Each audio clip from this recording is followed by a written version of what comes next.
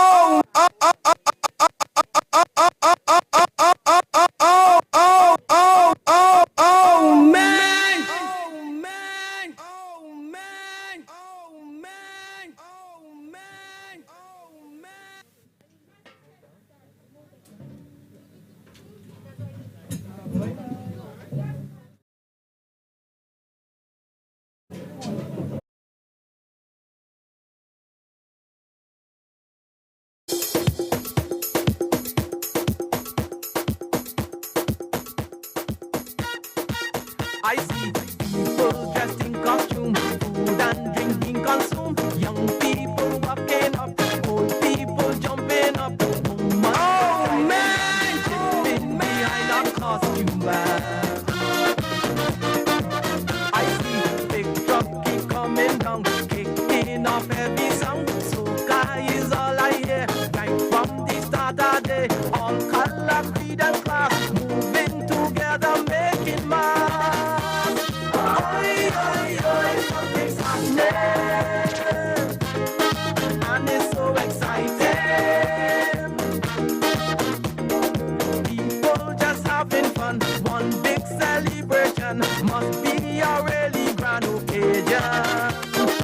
Oi, oi, oi, something's happening that you shouldn't be missing. Dancing along the street, moving to soca beat, and all the women looking sweet. Oi, oi, oi, oi.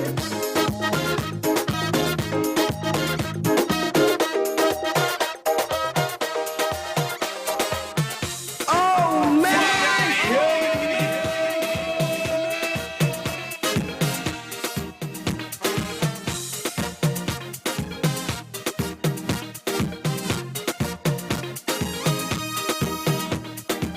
I do like to party, I do like to fete, la la. Like to work me body till I'm soaking wet, la la, la la. I created my own dance 'cause I like partying. My own dance for my people. I created my own dance 'cause I like dancing. My dance is very simple.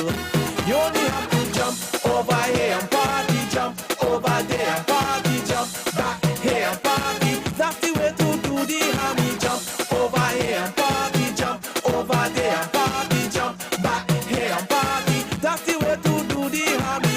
La la, la la la, la la, la la la, la la, la la la, la la, la la la.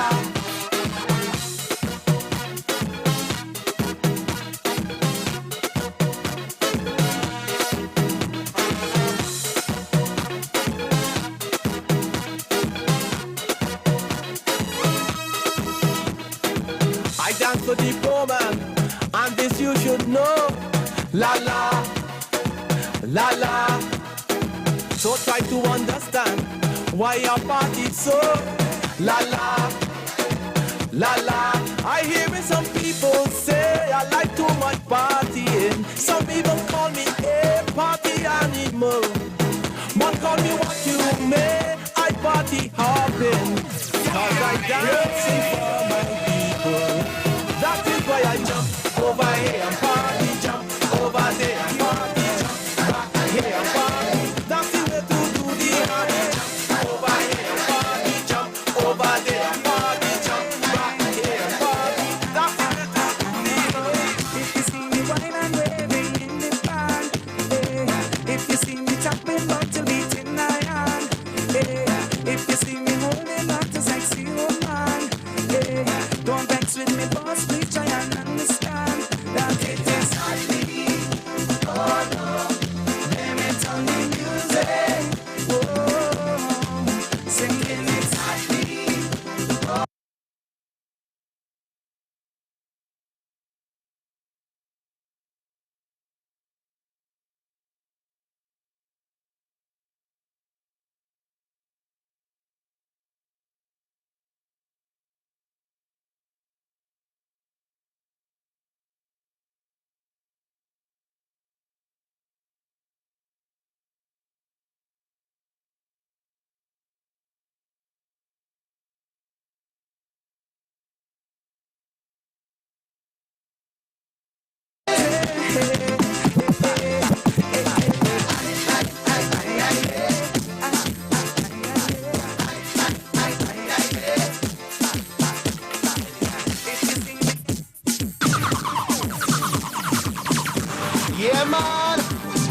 one for all them who like this and that, and you know, everybody gotta like something, you know, man.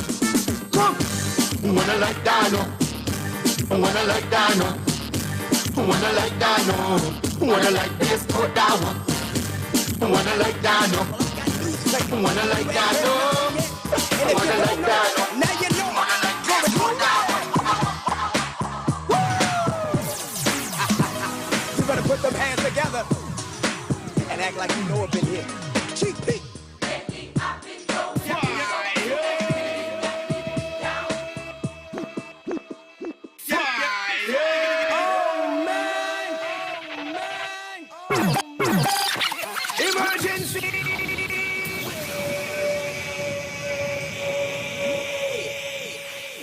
Amen. Good night, comrades. May we all stand together this final night of this campaign, tomorrow being polling day, voting day. We just want to reverence the presence of God and ask for his guidance tonight as well as tomorrow, that the favor of God will be upon Mr. Floyd Reifer. It's not by might, nor by power, but by my spirit. We want to give God thanks, and we want to reverence him as we stand. Father, we look to you tonight, recognizing it's not by might, nor by power, but by your precious Holy Spirit. We commit our candidate, Floyd Lamont Reifer, to you. We pray that your favor will be upon his life. And the many things he's done within the last 5 weeks or a little over will resonate within the hearts of the people of St. George North. That will release favor. I pray your peace upon him. I pray, Lord God, for this community. I pray that you will continue to guard the families, guard the mothers and fathers, the children, the businesses of this community. We lift St. George North to you. And we thank you, Lord, that your will be done. Your kingdom will come. And your will be done in the name of Jesus. So we even commit tonight to you. We thank you for all the speakers that will follow and all that will be said and done. As something will be released in the atmosphere tonight to just bring that peace and that stability, that confidence, that favor. We bind the principalities and powers. We create an open heaven. And we thank you, Lord God, as we pronounce this place holy ground. Let your presence be felt. We pray your glory will be experienced in this nation. As we lift not only St. George North, but we lift Barbados to you. We superimpose the Lordship of Jesus Christ over our blessed nation. And we thank you for your peace. And we thank you for your presence. In the name of the Father, and of the Son, and the blessed Holy Spirit. Can we all say the Lord's Prayer together, everybody? Our Father. Hallowed be thy name. Hallowed be thy name. As it is in heaven. Give us this day our daily bread. As we forgive those who trespass against us. And lead us not into temptation. Deliver us from evil. For thine is the kingdom, the power, and the glory forever and ever. Amen and amen. Put your hands together for the Lord tonight. Amen. God bless you. You may be seated.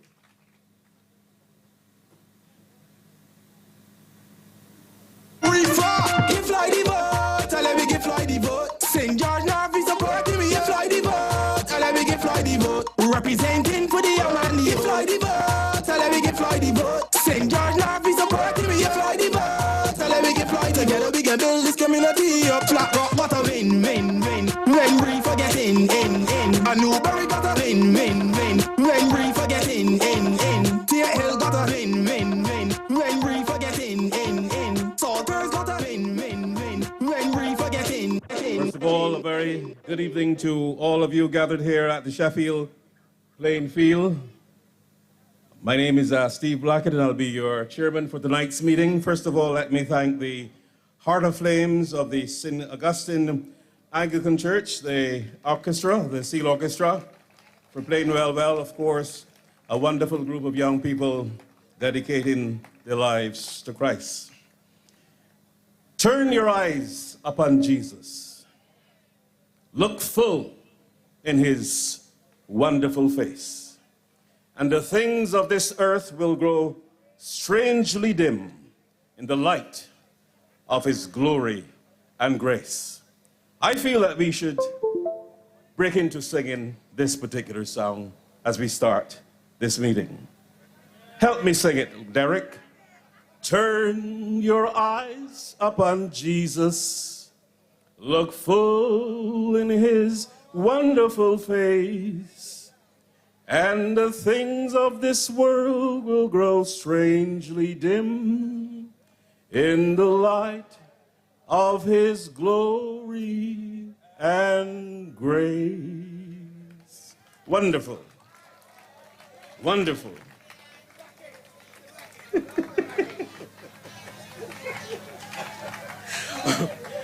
Wonderful, wonderful, Sheffield. A very good night to you again, and welcome to Sheffield playing field. First of all, let me apologize for the repositioning of the meeting. We had slated, of course, to have this meeting over by our campaign office in Charles Rowe Bridge, but nevertheless, circumstances have forced us to assemble here at Sheffield, but never a bad happening. That is one of my fundamentals in life. I want to welcome the constituents, first of all, of St. George North, who are gathered here with us tonight, all of the Democratic Labour Party sympathizers and supporters, and all the friends of the Democratic Labour Party we can find within the bosom of the Barbados Labour Party. I want to welcome them here too.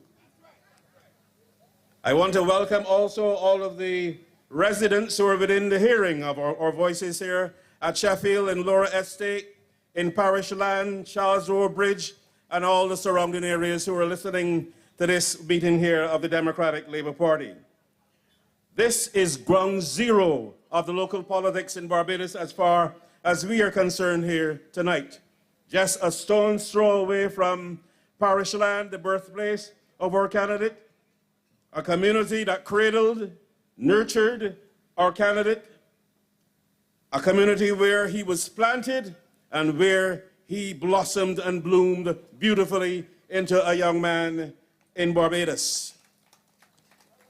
We are here tonight, ladies and gentlemen, to further promote, endorse the candidacy of Floyd Lamont Reifer, the next parliamentary representative of the constituency of St. George North, as the returning officer will be saying tomorrow night around the same time that he will be the new parliamentary representative for this constituency. I dare say he is the pride of St. George. We must move swiftly along tonight because we have to culminate this meeting at 12 midnight. So we must keep proper time and move the program along. Tonight, we're going to present to you 10 speeches from 10 of our better speakers of the Democratic Labour Party, blending old and new. Tonight, we are going to reinforce the qualities of our candidate, reinforce the worth of our candidate, tell you why he's the best person in this constituency, in this race, to be the next representative, and why he is the most suitable candidate on show in this particular contest. Many speakers, ladies and gentlemen, on this platform over the last 5 to 6 weeks dealt with a threat to democracy. And there is a real threat to democracy in Barbados as we speak tonight. It's a creeping dictatorial tendencies, fear of offering services. And when I say fear of offering services in Barbados, I mean there are several service providers across the length and breadth of Barbados who are actually afraid to be seen openly associating with the Democratic Labour Party, and I dare say some of the other third parties because of victimization that they fear.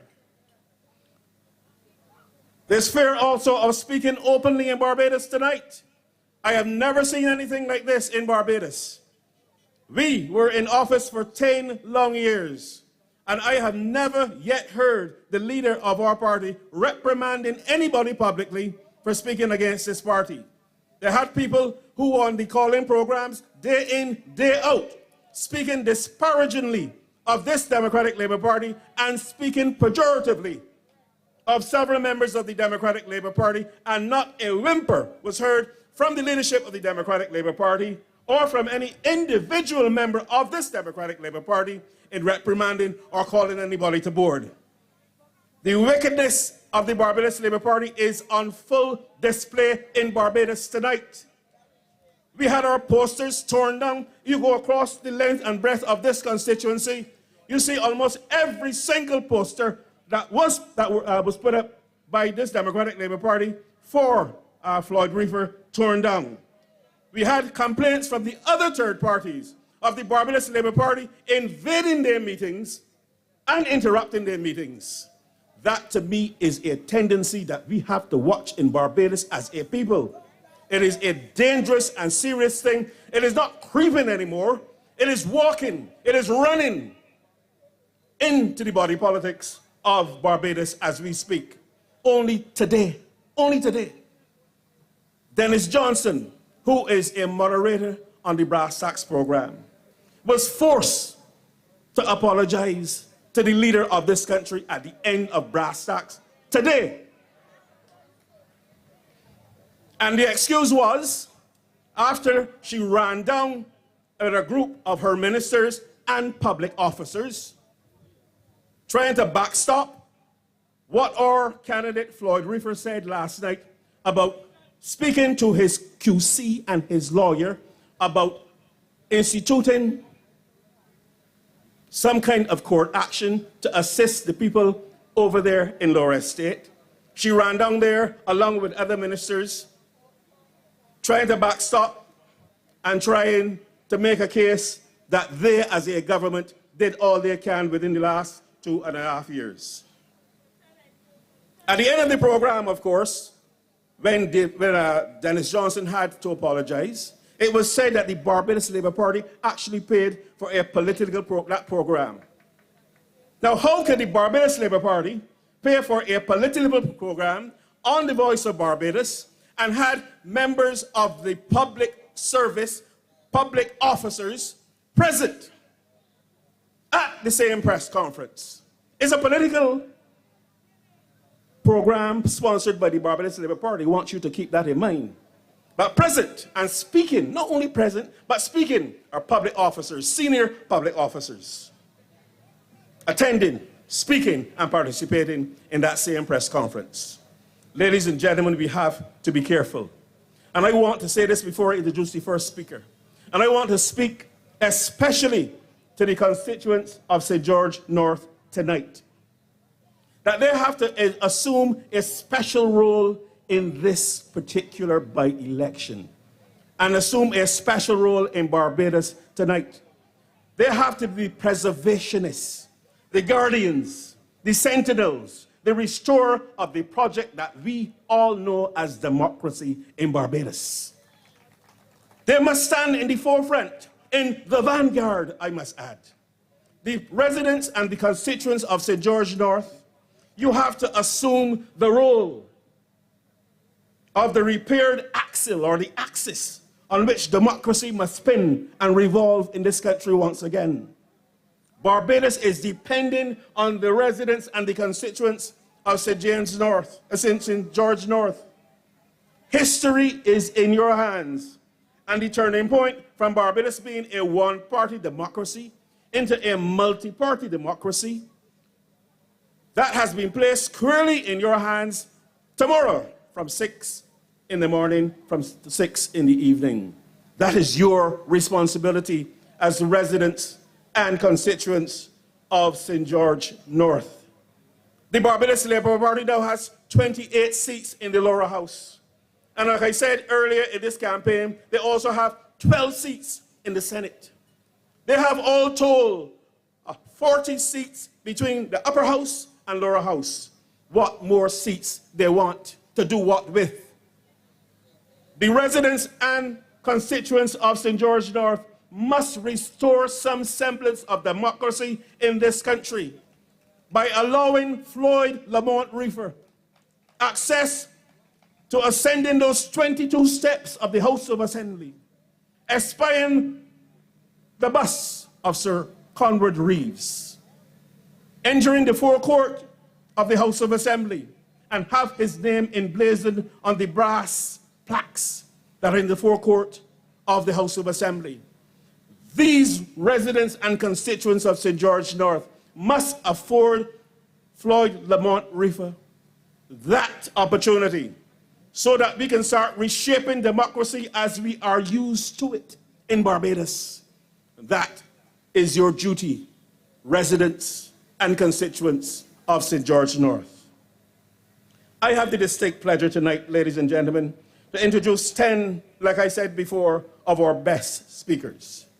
And starting tonight, ladies and gentlemen, I will start with our resident pastor. He's a former senator between 2008 and 2018. He's senior pastor of Restoration Ministry. Ladies and gentlemen, help me welcome to the podium Dr. David Durant.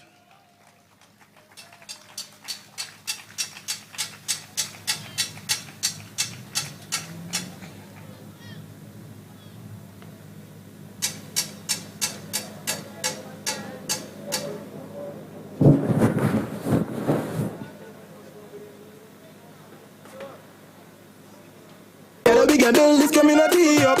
We party with Reifer. Give Floyd the vote. Tell them we give Floyd the vote. St. George North is supporting me. Give Floyd the vote. Tell them we give Floyd the vote. Representing for the young man. Give Floyd the vote. Tell them we give.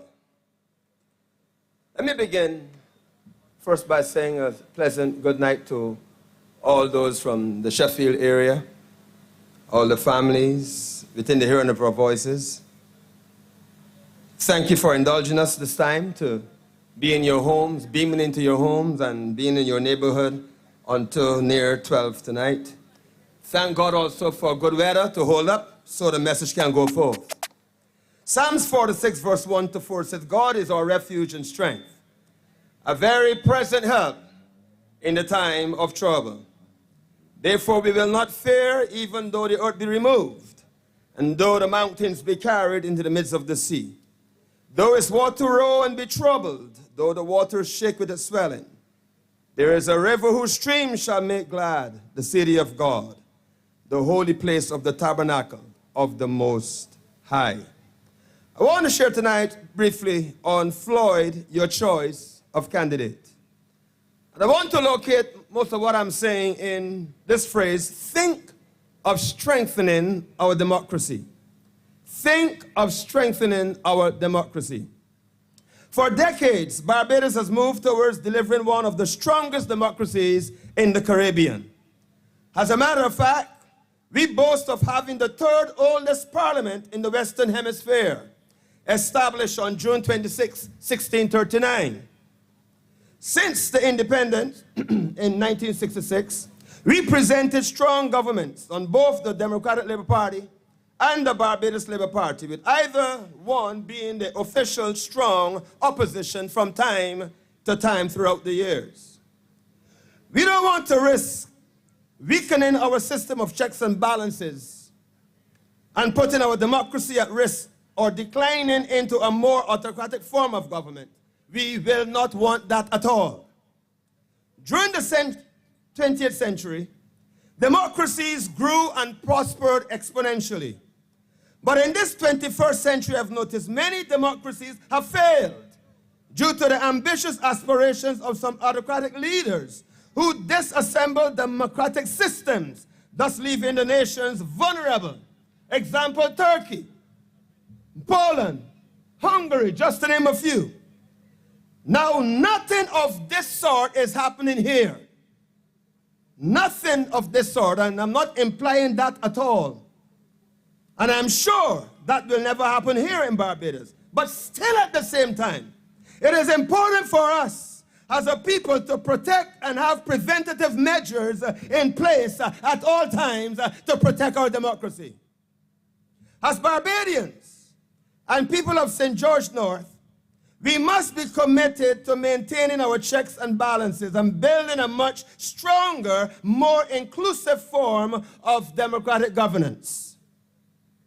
An engaged and informed St. George North and every other constituency in this island is the heart and soul of Barbadian democracy. We must never see those in red as enemies and those in red seeing those in yellow and blue as enemies. We are all Barbadians, one people, one nation under God. Let us not view each other with hostility and hate. There must be no place for that in this small democratic island. We must all push for unity, not only in St. George North, but the entire nation of Barbados. We are our brother's keeper. The greatest threat to our democracy will be to wash our hands like Pilate or bury our head in the sand and say we have no concern about any such thing. As I said the last time I spoke, the whole of Barbados woke up to the startling news on May the 25th, 2018, that the Barbados Labour Party had a powerful landslide victory, which gave them all 30 seats, and the opposition Democratic Labour Party 0.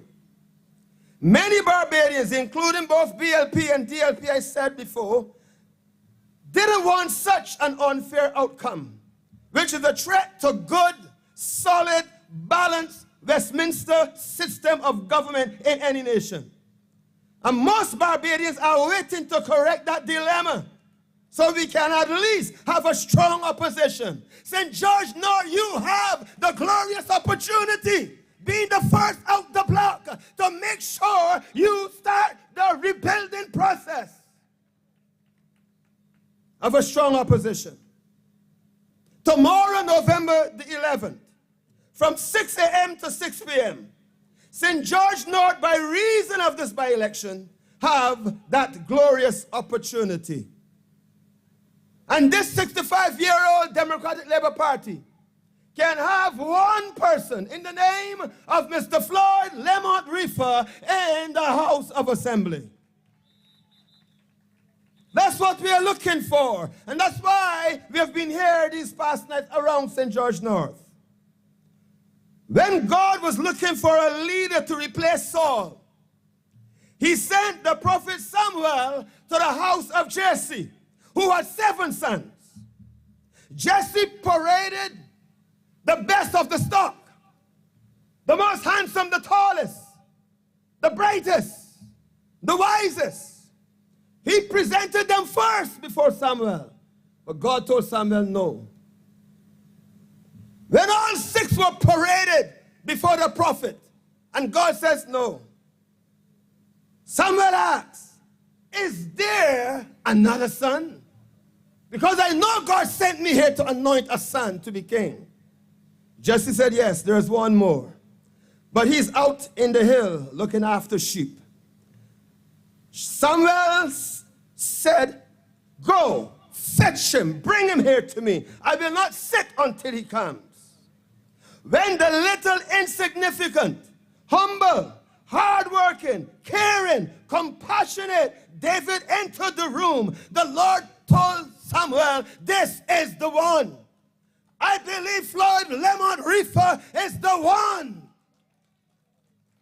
That's my conviction. He is the one to be chosen as representative of the constituency of St. George North. Thou art the man.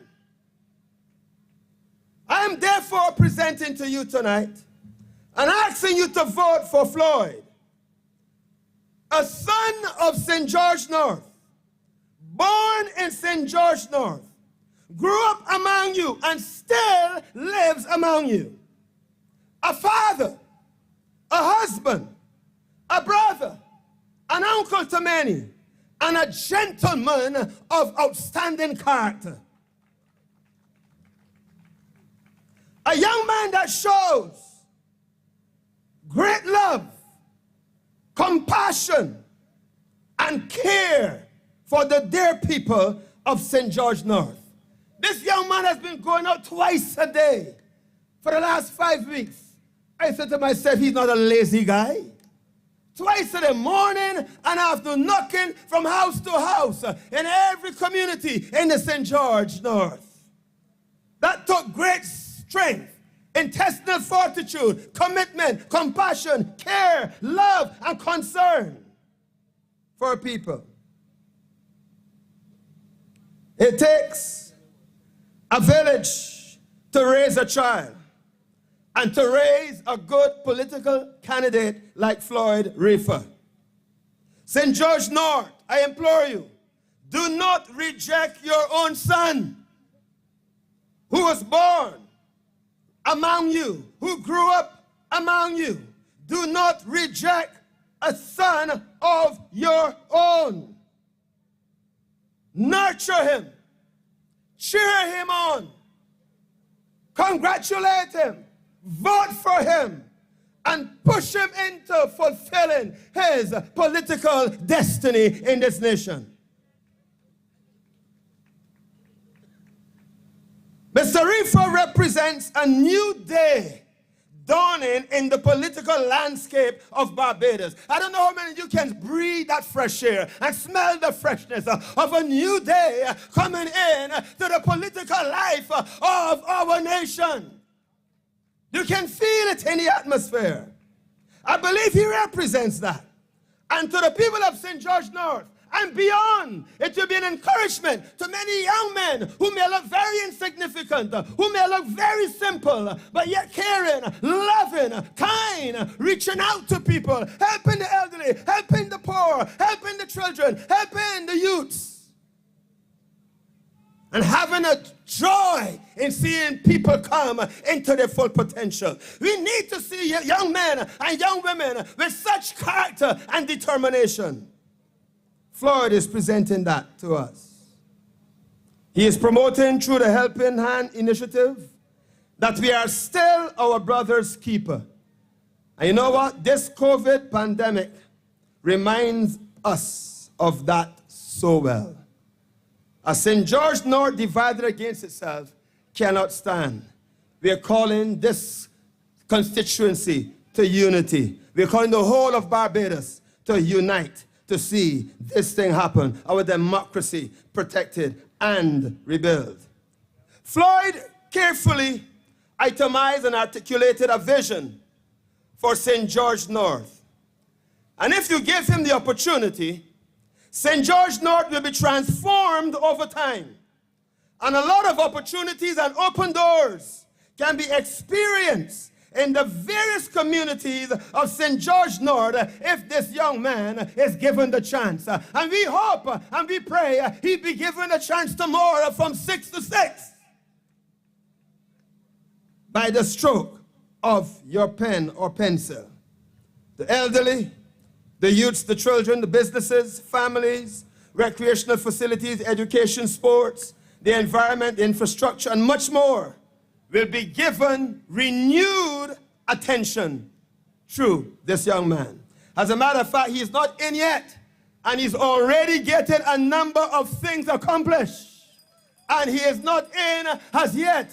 If he's outside looking in and he's getting things done, when he's inside beckoning from the floor of Parliament, you can imagine what a stir he will create in the House of Assembly.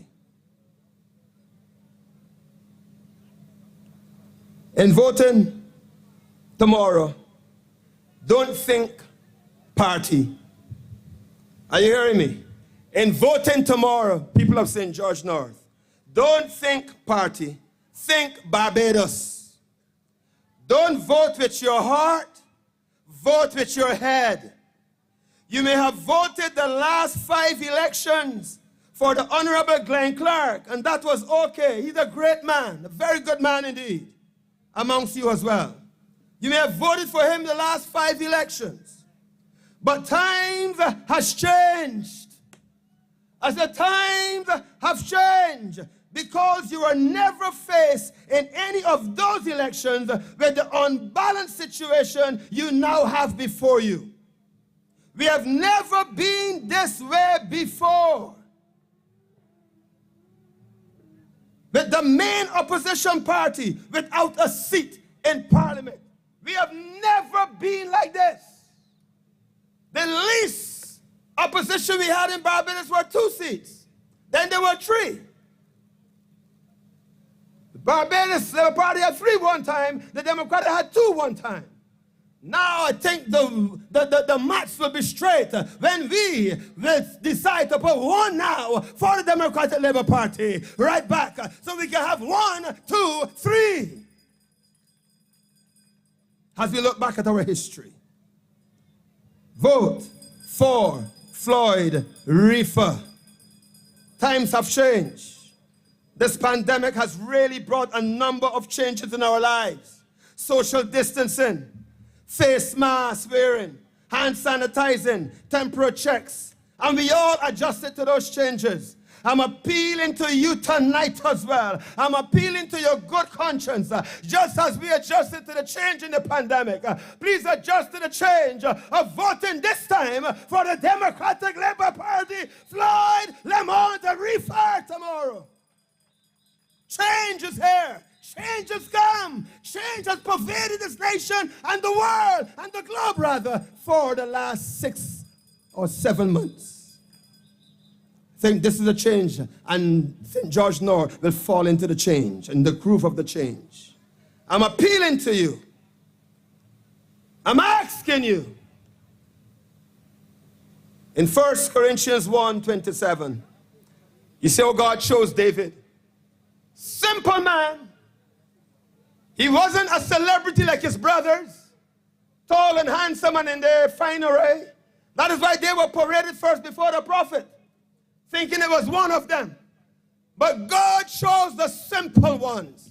God chose the one with that humility, with that sincerity, with that kindness, with that compassion, who knows what it is to hurt from simple beginnings, who know what it is to suffer, who know what it is to be poor, who know what it is to go to school maybe without a shoe. God chose the simple ones and he raised them up. God does not call the qualified, he qualifies the called. He takes a mess and makes a message out of them. I think God is going to make a strong message out of Floyd Lamont Reifer on the floor of Parliament. And those who have him down, you'll be amazed to see in quick time, with the help of Almighty God, the accuracy, the kind of release, the fluency, the speech, and the release this young man will have. God has chosen the foolish things of this world to confound the wise. You remember I read this as well. And God has chosen the weak things of the world to confound the things which are mighty. And God has chosen the base things of the world and the things which are despised and things which are not, in order to bring to nothing things that are, so that no flesh should glory in his sight. There's a young David in the making here, in Mr. Floyd Lamont Reifer. A young David is in the making. He's living among you, easily accessible. If you have a problem, he's in your community. You have a need, he's in the community. You want something done, he's in the community. He's not coming in or driving into the community. He lives among you, he walks among you, he sleeps among you. He's right here in the community. You will have a man that you can trust, that you can depend on. A young, strong man that has your concern, that grew up boat here and knows how boat here should look, and knows that he wants boat here transform and change infrastructurally, financially, economically, building wise and infrastructure wise, family wise as well. With the children, I present to you a young man with a call upon his life. A young man who will not come up here unless he is prayed for. He just have a desire for God more than I've ever seen. And I really respect that. Think of preserving our democracy as I close. Think of our nation. Think of Barbados. Vote Floyd Lamont Reifer into the parliament of our Barbados. God bless you. God bless Barbados. And God bless the Democratic Labour Party as she returns to the official opposition in this nation. Big batty with Reifer. Give Floyd the vote. Let me give Floyd the vote. St. George now be supporting me. Give Floyd the vote. Let me give Floyd the vote. Representing for the young man. Give Floyd the vote. Let me give Floyd the vote. St. George now be supporting me. Give Floyd the vote. Let me give Floyd the vote. Big build this community up. Black rock, what a win. When Reifer get in. A new Barry got a win. When Reifer get in. THL got a win. When Reifer get in. Soldiers got a win. When Reifer get in. We don't want no more. No gimmicks, no lies. We don't want no more. Pretty union ties. Now today I'm giving you another update on how the campaign trail is going. I'm here in St. Helens. I've been to Locust Hall, been through Flat Rock, and this is some of the things that I'm still hearing from the people of St. George North. Now the people of St. George North still have a lot of issues. You know, we still see the roads in St. George are horrible. You know, we're talking about the overgrown bushes in St. George. People complaining about brown water coming out the pipes. So there's still a lot of issues within the St. George North constituency. Talking to young men on the block, fellas are frustrated, fellas are disappointed about all the false promises that was given to them. People need opportunities. Unemployment rate is high, we all know that, but they feel that they're not being cared for. And as we go around through the community, even an old lady said to me, she goes to the bus stop, and every time the rains fall, she gets soaked at the bus stop. It's just simple things that need to be done to help the people within the constituency. You go to Airy Hill, old lady said to me, she can't even walk outside on in front of her gap because the roads are so horrible, she's scared to fall down before herself and her cane. All right? We're talking about Lower Estate, the dump. I still talked to a few people there yesterday, and the situation with the dump is still, the stench is still there every night and every morning. It's not going anywhere. Now, this is people that have been living with this here now for the last 2.5 years. Okay, after being promised it would be dealt with. This is after the Democratic Labour Party closed down the dump. Why is it now that every morning and every night people are inhaling the stench from that dump? And you're talking about debates? If you want to debate, let's go down to the dump and debate. I said that before and I will say it again.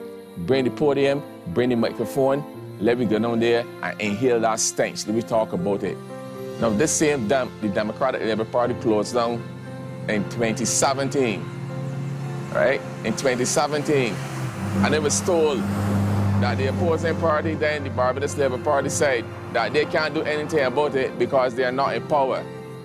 And when they get into power, the Prime Minister will instruct. Now this is 2.5 years and no instructions has happened yet.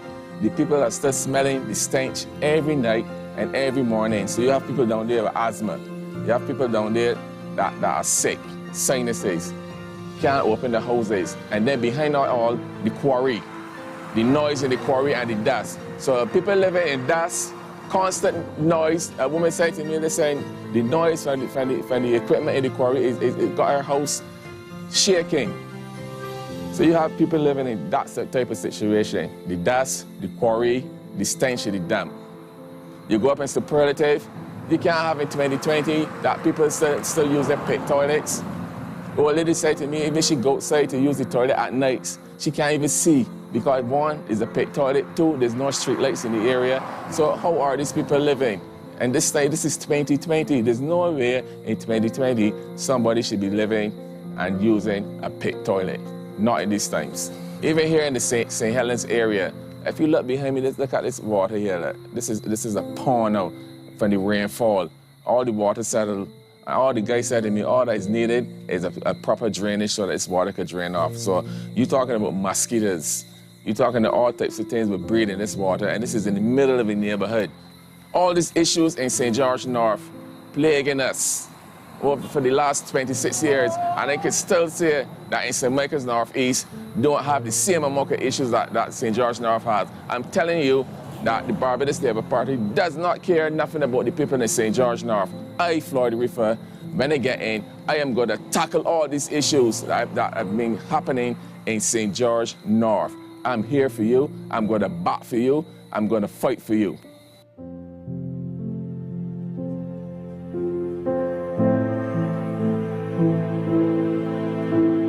Truly wonderful, a man already on the job and doing his job as the incoming Member of Parliament for this constituency. Absolutely. Ladies and gentlemen, we'll keep the ball rolling along because we have a 12 o'clock deadline. Therefore, I have the greatest pleasure to introduce our next speaker. He's a former Member of Parliament and also a former chairman of committees in the House of Assembly in the Lower House. He is the head of the Barbados Agricultural Society and the chief organizer of AgriFest. Ladies and gentlemen, I bring you Mr. James Paul.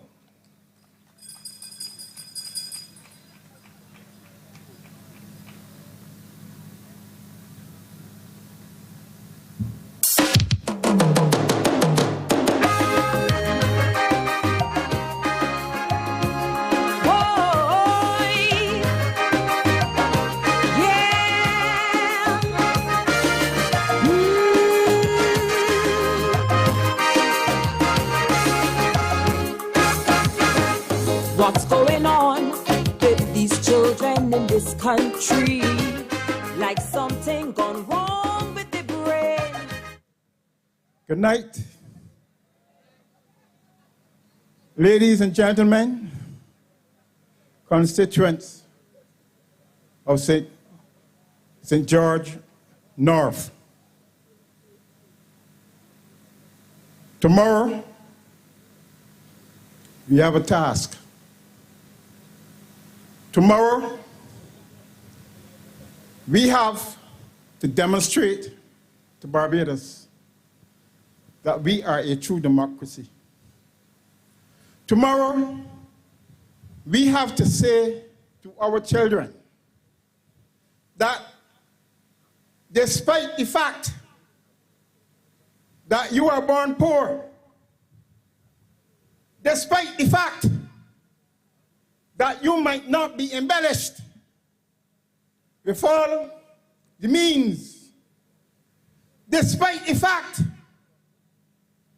that you might not have a certain skin color, despite the fact that you might not have a certain name, that you know what? We will give reason. We will give opportunity. We will determine that when an individual comes forward and presents himself, and we examine him, and we find that as a result of that examination, that he meets certain criteria and he fits a moment in time that we are prepared to give that individual the opportunity. You know, we have to face the facts. And it is this, that we have to correct something that has happened in our country since 2018. We have to face the facts that in order for a democracy from which we are part of to thrive, that it must allow for all shades of opinion. We cannot have a situation where in a democracy where there's only one opinion. Furthermore, when we look at the challenges that we face today in Barbados, and the fact that also we face challenges out there generally in the world, the only way that we can actually beat down those challenges is if we allow all shades of opinion to come to the fore. Because we must have a discussion. And that discussion must take place in what I will call the highest court of the land. And that must be Parliament. It must be that every single Barbadian must feel that their views are being represented and that it is not only one view that is being represented. I also want to say to you this. You must also go for an individual that when you elect them to the House of Assembly, that you know that the view that they prefer now that it will be represented in that House of Assembly. Now, I want you to look at the track record of Mr. Floyd Reifer. Clearly, he's a man from among the people. He has a demonstrated record of community commitment. On the other hand, I want you to look at the record of the person who would seek to challenge him. Can you say that the individual matches up? Because you know, all of us have a history. All of us must go by our record. But you know what? We have seen a situation in our society today where we feel that money and power can smooth over things. Where we feel that money and power somehow could dress it up and make it look right. Where we feel that, you know what, every 5 years, yes, you have to come for an election. I want to appeal to you. I talk to people regularly, and they say to you, you know, why are you even bothered to contest? Because you know what? Money talks, but conscience must speak in this election tomorrow. Conscience has to speak. Because if we as a country descend to the point where we seem to think that somehow we allow ourselves to be bought on a particular day, when in truth and in fact, the individual that we are electing to Parliament determines the future of our nation, determines the future of our country.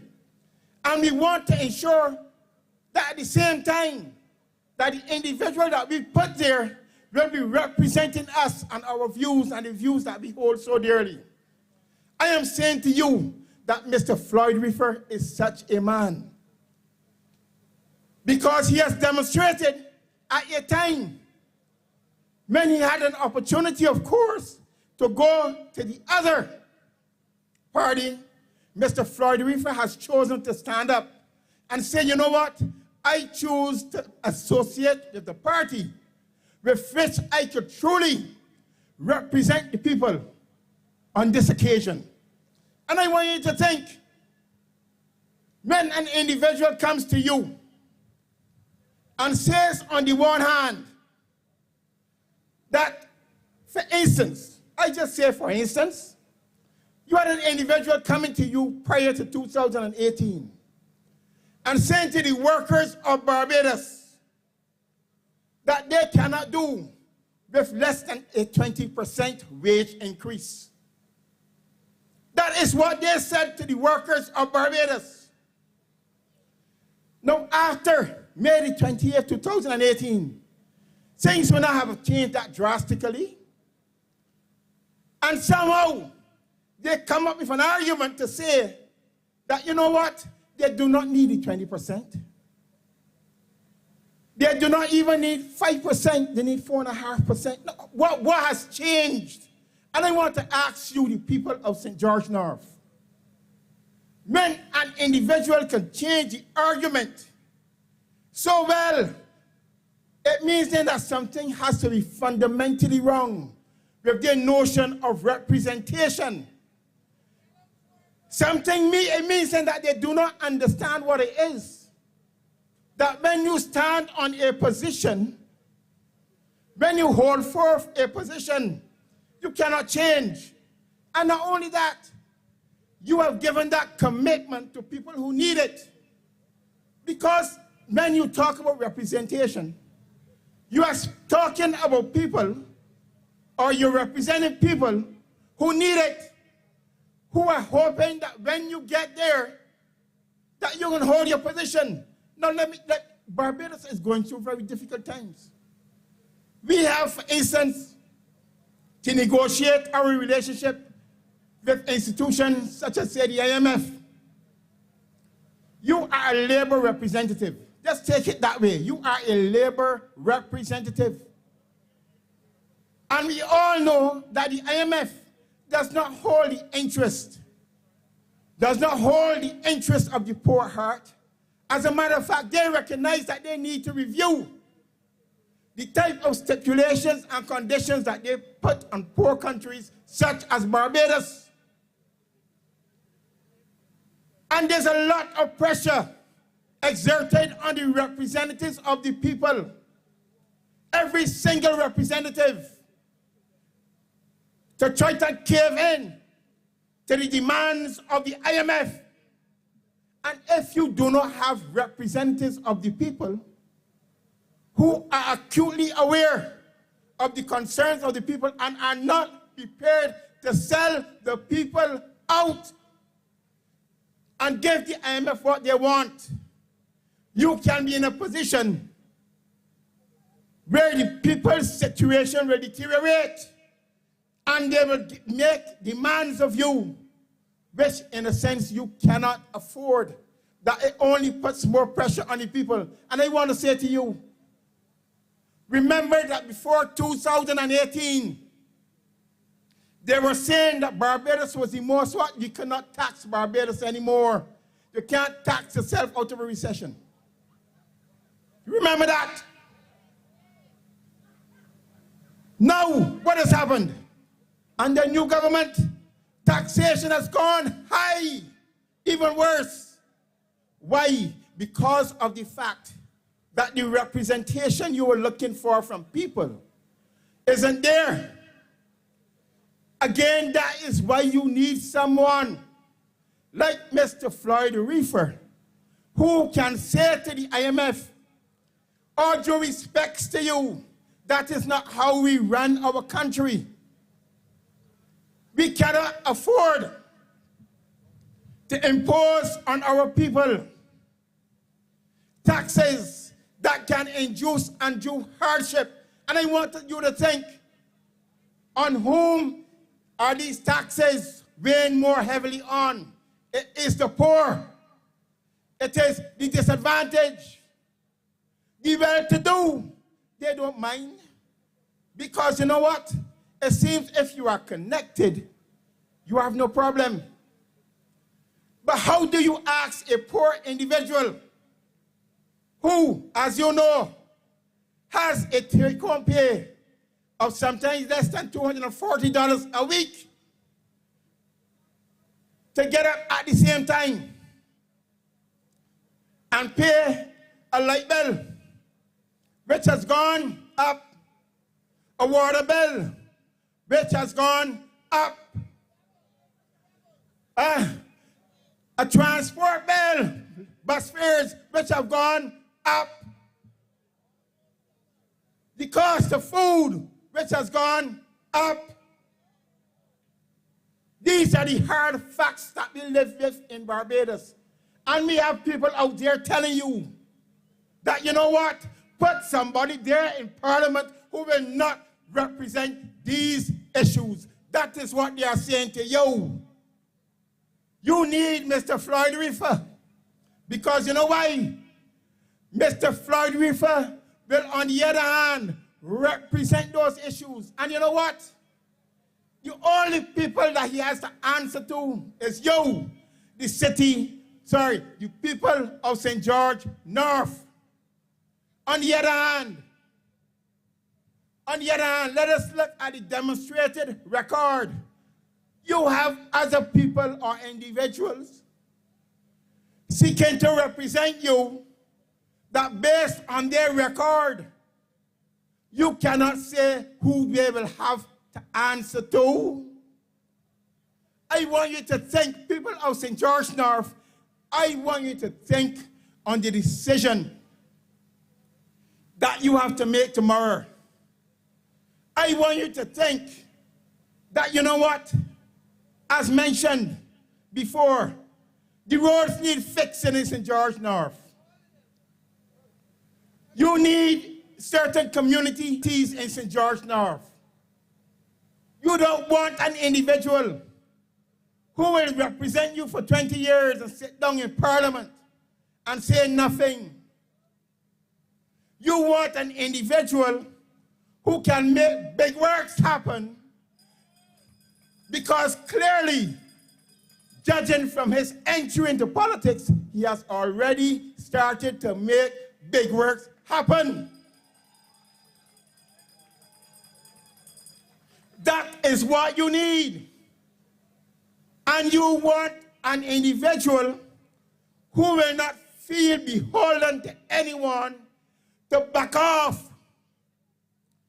Because when you look at the record of the other individual, clearly you had to back off from 20% down to 4.5%. I want you, the people of St. George North, to consider your choices very carefully, because you're putting someone who is seeking to represent you within the House of Assembly. I want you to consider that we are going through one of the worst pandemics that the world has ever seen. And the way in which it is being dealt with, I will tell you that we cannot fault, because the fact of the matter is that certain things have to be done. But in the process, we have to be careful that we do not at the same time allow too many people to drop through the cracks, because adjustments have to be made.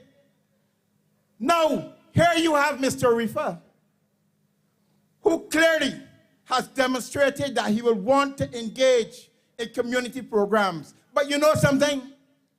Unless you understand the nature of the community that you represent, you cannot determine and develop appropriate community programs to deal with it. You cannot. Men, come here. Come. They now have to think and understand. You don't throw things at people, and we have to understand this. We have people now in politics that like to throw things at you. That's what they want here. I want you vote tomorrow here, take a $100 bill and go with that. And we as Barbadians should not reduce ourselves to that.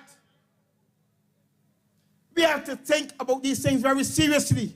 But going back to the come here part, what I'm saying to you is that you need the type of representative who is going to have the type of consultation within the community in order to develop the type of programs that will address the issues within your community.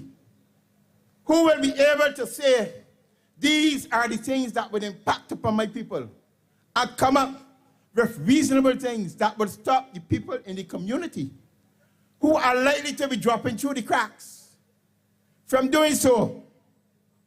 You know, in the school system right now, we have, as a result of this COVID pandemic, we have a lot of young people in trouble today.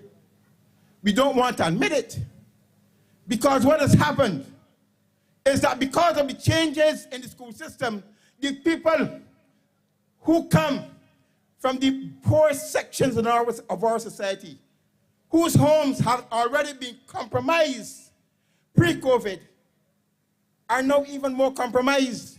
Do you know why? Because while in the past, the school had that overwhelming influence on the student, today, what is happening now is that the school needs the cooperation of the parent. And we all know how our society is structured. You have some parents, yes, who do appreciate that responsibility. But for many parents who have to work hard, get up from morning. My mother used to get up from at least 5 o'clock in the morning trying to get to work when we were young. And I don't believe that the parents today have it any different. Because of the fact they have to get up, get themselves to work, and if you have 3 or 4 children, God help you, you've got to try and look after them. And when you get back home, it's after sunset. Now, answer me this question. How do you expect in that environment where children are forced to stay home because of COVID? Because of COVID. Okay, how will they be supervised? And we are getting people dropping through the cracks. Again, we need a representative like Mr. Floyd Reifer, who will come up with real programs in the community, to assist children, vulnerable children who come from homes like that. And I want to say to you, it is not the fault of the parents in a sense, because they have the challenges. They have to get there and make sure that they put some food on the table for those children. But this is the reality in which we live. And you can't have a system where all you have is people that tell you must do this, without at the same time looking in the communities to say, you know what, we also have to do other things in the communities to tackle that. The well-to-do can afford to do it. Because you know what? What is happening today is that when those children at home the other days, you know what happening to them for the well-to-do? They're getting tutors coming into them. That is what is happening. And they are being taught, but what about the poor people, children? Who's speaking for them? That is why we need another voice in the House of Assembly that will reflect the real society makeup of this country, not one that gives the impression to all on the world that, you know what, everybody in Barbados is having a good time. We can't afford that. And I want to say to the people of St. George North that you have a great responsibility tomorrow, because it is either that you put someone there who will reflect the real Barbados, who will ensure that other voices are heard. Because in this situation, I want to say in a democracy, you know what we have a democracy? We have a democracy because of the fact that we want to ensure that all opinions are heard. A democracy is not there to submerge opinions. And in a situation where you have a 30-0, tell me something. Do you think people are comfortable to speak the conscience today in this society? Speak the truth. Even those people who in this society that we talk about men and women with balls, all of them afraid. And gentlemen, our campus teams would have gone all over St. George North, and we would have interacted with persons who would have assured us that they are Democratic Labour Party supporters, and they would have pledged their support to Floyd. And we would have accepted that they are genuine. There are some other constituents who we know, of course, are members of the Barbados Labour Party. And I want to just take a minute or so to appeal directly to those members of the Barbados Labour Party. Your government is in office. You know that, and we know that. A vote for Floyd Reifer tomorrow when you go to the polls, and I'm speaking directly to the members of the Barbados Labour Party, will change absolutely nothing negatively for your party that is in office today. The Barbados Labour Party, after the votes are cast, will still be in office. Your favorite Prime Minister will still be the Prime Minister of Barbados. The Barbados Labour Party will still have 28 seats in the lower house. All of your favorite members of Parliament will still be ministers of government. All of your friends who are now the constituency assistants and the personal assistants, they will still have their jobs after tomorrow. Nothing will affect their pensions, nothing will affect their gratuities, nothing will affect their salaries. So I'm asking the members of the Barbados Labour Party, just think carefully about this. Nothing will change for these people. Your government will still be in office after tomorrow. What will change, though, is that you will have a deliberate hand in ensuring that democracy has a chance to live. That democracy will have a chance to breathe, and a democracy will have a chance to flourish in this country. Because I believe that members of the Barbados Labour Party, like the members of the Democratic Labour Party, love this country and they are patriots. And therefore, I'm appealing to the Barbados Labour Party members in this constituency to put country before self tomorrow and vote for Floyd Reifer and ensuring that democracy gets a foothold again in this country and make it a better place for your children, your families, your relatives, and your friends in this country. That's my appeal to members of the Barbados Labour Party tonight. Our next speaker, ladies and gentlemen, came to us a few Sundays ago, and in his own inimitable style, he exposed and uncovered Tony Moore's lack of vision, her inept leadership, and her flawed stewardship as General Secretary of the Barbados Workers' Union. Coming to bring the closing argument tonight on this rudderless General Secretary of the Barbados Workers' Union, and to promote also the candidacy of Floyd Lamont Reifer. Ladies and gentlemen, I have the distinct pleasure in bringing to the podium Mr. Robert Bobby Morris.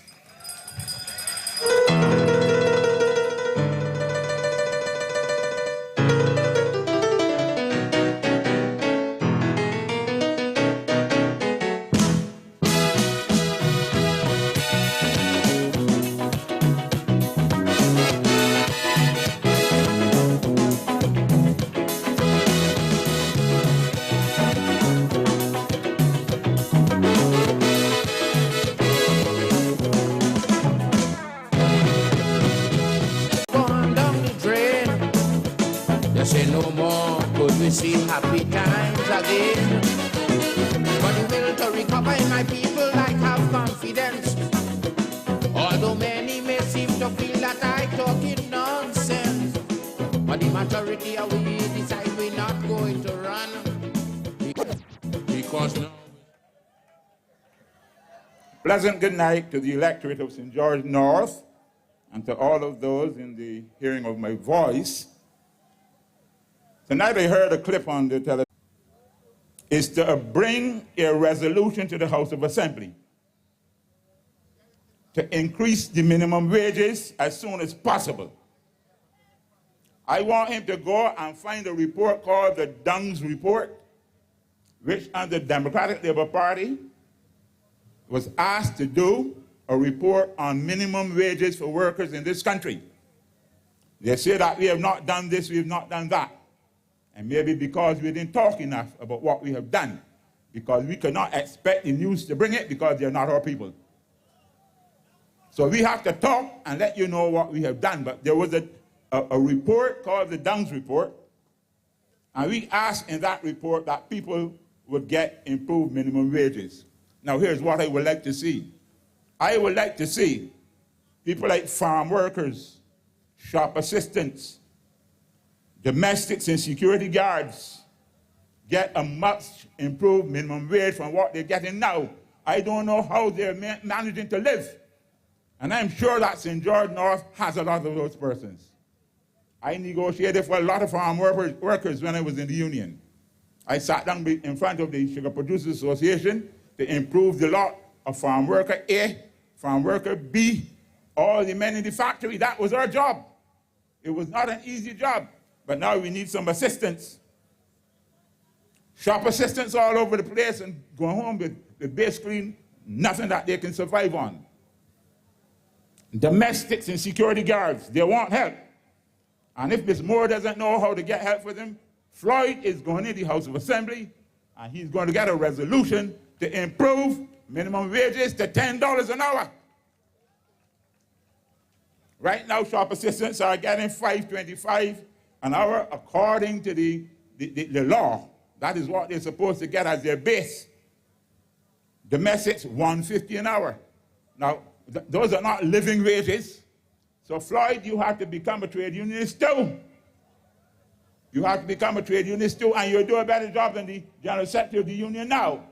You go because your heart is in the place. So that's the first job I want for my friend and my colleague to take on. A man of the people and a man for the people. First of all, tonight, I'm speaking for those electors. To the people with pedigree, you get whatever you want. So again, we have a small elite group that is dominating our country. And we have to start by putting Floyd Reifer in the House of Assembly.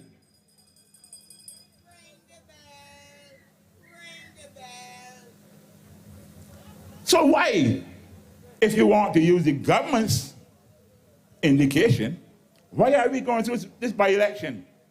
I am going by what I heard the Prime Minister say. The Prime Minister said that she asked Ms. Moore about 5 times. You understand what that means? She went to Ms. Moore about 5 times to ask her to run as the representative for St. George North. That's after she had decided that she didn't want Glen anymore. Now, all of them know that Ms. Moore had said years ago, when she left law school, she went and got a job at National Housing Corporation with Mr. Clark. And it is said in the newspaper, I read it, that she told Mr. Clark, one of these days I'll be taking your position. I can buy what I want. I understand that in that way. And what she says is that she wants somebody who can go and negotiate. She wants somebody who can talk at the United Nations and at the big places. But you have civil servants who are paid to do that. You have ambassadors who do that. So the only way you want to do that with her is if you want to make her a minister. And if you make her a minister, she can't be the General Secretary of the Barbados Workers' Union. So what is it? It means, therefore, that you're trying to lick down the Barbados Workers' Union. If you want to take away the General Secretary and make the General Secretary a minister, and I believe the General Secretary will take the position of minister if it is offered, you are really doing damage to the major labor institution in Barbados, one of the most important ones in the Caribbean. So that is the reason that has been put out there. The reason why Mr. Glenn Clark, who has said he intended to run at the next election, was told, step aside. Now you tell me, I'm a thinking person. I'm sure you are thinking persons also. When do you know of a history of a leader of a party looking into the trade union and saying, I want you. Come, I want you. And then telling people, you must put in here. Now that's an insult to every one of you. And some of you are members of the same trade union also. You can't allow the head of government to determine who will your leader be. And you know that you can't serve God and mammon too. It cannot happen. You cannot serve God and mammon. So I want you to be very careful. I want you to be very careful. Listen to my words, please. For the young people, listen to my words. It is about morality. I'm going to ask every one of you now, young persons, when you leave school, do you go to anybody who can give you a job? And then a second person gives you a job? And then the Prime Minister asks you, I want you? Is that your experience, or do you have to go to school and learn and then stunt until you get a job? A lot of you are now looking for a job. You have your O levels, you have your A levels, sometimes you have a degree, and you can't get a job. Why is this kind of preference being offered to somebody that already has a job? And other positions, not only that job. That is not going to happen to the ordinary person. Community college, some degrees, etc. But our path is a path of hard work to get where we have to go. And we do not look kindly on people who get all this lifting up and pulling up by a crane when we don't even have a stillion to get on. We have to fight very hard. I'm sure you all understand what is happening. It is a move to infiltrate and control the Barbados Workers' Union. That is what it is. So, because the serious questions are not being asked now about workers in this country. And if Miss Moore gets a chance to go into the House, she's not going to ask any serious questions. I want to be very clear about that. She's not going to ask any serious questions.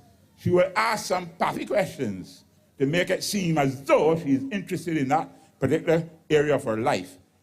But don't think that she is going to become a member of a party looking to become a minister and really be concerned about the interests of the people of St. George North. I spent enough time on her. I go to Mr. Reifer. Now, I can't tell you that I've known Floyd for a very long time. Except, of course, reading about his exploits. Now, for a man like me who can't play cricket too well, you can only idolize a man like Floyd Reifer. I come from a cricketing family, but they didn't give me any skills. So I have to look on when I see brilliant men like Floyd. And I want to say this, that I have been a teacher most of my life. And one of the things that has made me really sad about teaching is a misunderstanding about learning styles and the differences in people. I taught at Princess Margaret for years. And I remember I had some students in first form who couldn't read, couldn't write. When I went home to the parents, they couldn't read, they couldn't write, and I had a job. And I said to myself, those kids were not going to leave school until at least they can do the basic things. And one of my best friends became a waiter. And then he went to a hotel, and he worked as a hotel assistant. And then he left and went to America. But they said at first, this guy could not read, could not write. But I didn't give up on him. I went home at his mother and his father every weekend. How can I help? Now, there are children who have to negotiate what we call reading and writing and those things in a different way. Other children find that is natural. But let me tell you something. There is a skill that you're born with in terms of the mechanics of how you use your body. If you have it like Floyd, then you can become a Sagari, a Thai Worrell, a Everton, which you can become the top in the world. And all the arithmetic you can do, and all the English you can do, and all the science you can do, you can't play against Floyd. So we need to understand that people learn differently. The world is made up of different people. I have never seen my job as any different from anybody else's job. I admire the king cutters that I work with, the hotel workers that I work with. You are the best in your area. And Floyd has demonstrated that he's the best possible. And I want you to understand, what I like about the selection of Floyd, I got the impression that Ms. Moore was handpicked. This is our person. My understanding from my party, I wasn't part of the team, but I understand that he had to come and face off against about 4 other people. People with big, big CVs. People could talk for themselves. But we were impressed that the person that we want is Floyd Reifer. Have you seen how Floyd has grown in the last few days? You have any concern about his capacity to go in Parliament and represent you? Let me tell you something. If Floyd needs help to go in Parliament, he has the whole Democratic Labour Party to help him.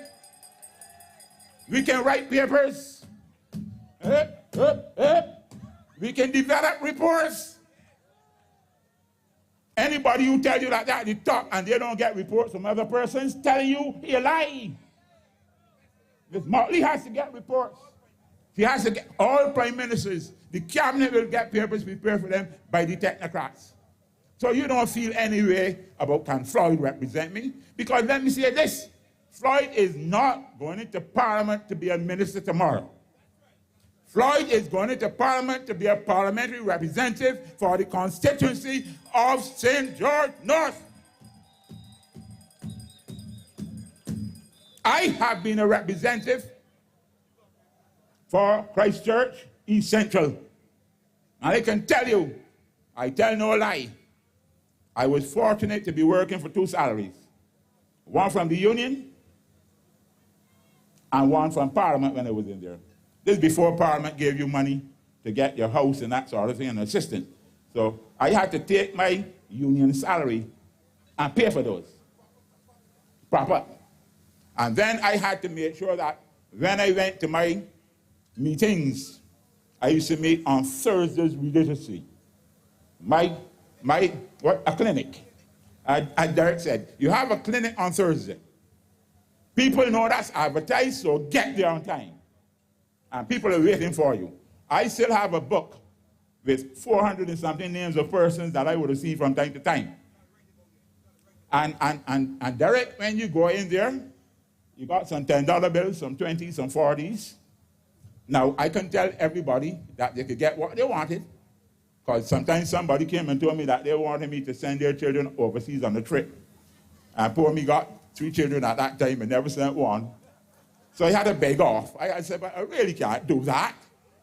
I can make a contribution. But don't expect me to pay for a trip for a child to go overseas. Because sometimes, as politicians, we try to lead the people astray. We don't tell them the truth. But I am sure that when you go before Floyd, once Floyd gets into that House of Assembly and he has the allowances that will allow him to open a place here and hire somebody, you can come and sit down with Floyd, and Floyd is going to take your notes and follow up. How do I know that? Because that is what he's already doing. He's walking through the length and breadth of this country.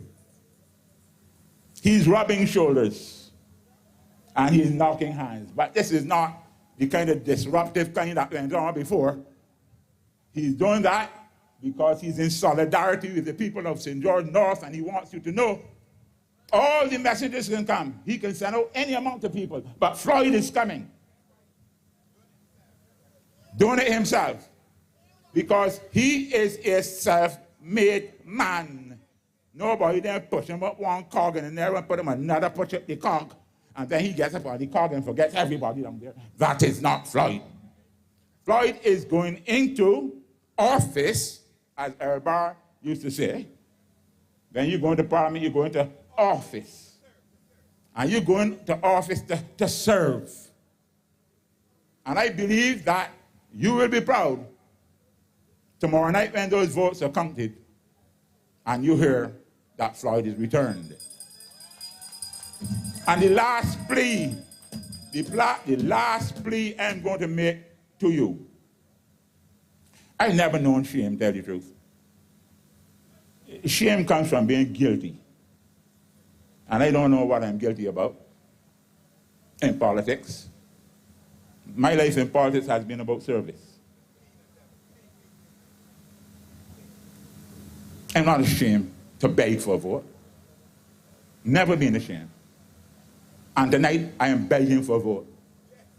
I'm saying that every first voter should go down in the records of history of putting somebody into the lower house to move away from that quagmire that we have now, where the persons who are in the lower house did not run for a place in the last election, but chose afterwards to take a place. I'm not crying down Dr. Avely. I'm not doing that at all. I'm not crying down the people that he selected. He had the chance and he did that. But I'm saying that the electorate now in St. George North, you have the chance to make it right. If we did you wrong, you have a chance now to make it right. If you think we did you wrong in St. George North, you have a chance now to make it right. And I want you to turn out early. Don't leave it to too late.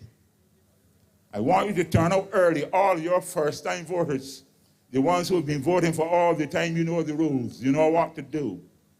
I want you to go, and I want you to do what I think the good Lord wants. He wants balance. He wants somebody to speak out against what he is seeing. And here's a very summary of what I'm saying. A very quick summary of what I'm saying. I'm saying that once again, the lashes are put in poor our black people. The lashes are put in on our backs. Taxes. They are fooling us. The things that they said were no good, like the community council, they bring it back in. We had your children in camps to look after them, and they stopped them and brought them back. I know that them fool you, the South Coast sewage thing, but what about this stinking dump? But the sewage thing might have affected a whole lot of Barbados, but the dump affects St. George North. So my man is very clear that he wants to dump the dump. Ladies and gentlemen, thank you very much. It's been a pleasure being with you, and I want you to do the best for Floyd. We party with Reifer, give Floyd the vote, and let me give Floyd the vote. St. George North is supporting me, give Floyd the vote, and let me give Floyd the vote. Representing for the young and the give Floyd the vote, and let me give Floyd the vote. St. George North is supporting me, give Floyd the vote, and let me give Floyd together. We can build this community up. Flat rock, what a win, win, win. When Reifer get in. A Newberry got a win, win, win. When Reifer get in. Tear Hill got a win, win, win. When Reifer get in. Salters got a win, win, win. When Reifer get in. We don't want no more. No gimmicks, no lies. We don't want no more. No tricky union ties. We don't want no more. Tell Tony and me up when I'm all sweet. Or we battle with Reifer 6. Give Floyd the vote. Tell let me give Floyd the vote. St. George North is supporting me. Give Floyd the vote. Tell let me give Floyd the vote. Representing for the young and the old. Give Floyd the vote. Tell let me give Floyd the vote. St. George North is supporting me. Give Floyd the vote. Tell let me give Floyd together. We can build this community. Walkers got a win, win, win. When Reifer get in. Road Village got a win, win, win. When Reifer get in. Upper West got a win, win, win. When Reifer get in. Warren's Park got a win, win, win. When Reifer get in. We don't want no more. We want running water. We don't want no more. We want the road fit proper. We don't want no more. No gaff in a long talker. Tell them straight. We battle with Reifer. Give Floyd the vote. Tell them we give Floyd the vote. St. George North is supporting me. Give Floyd the vote. Tell them we give Floyd the vote. Representing for the young and the old. Give Floyd the vote. Tell them we give Floyd the vote. St. George North is supporting me. Give Floyd the vote. Right, thank you very much, Bobby, for bringing that wonderful message to us. I just want to remind you of something just before I bring on the next speaker. Cardinal over there, he has some, of course, this is the season for conkeys in November. Cardinal has some wonderfully tasting conkeys.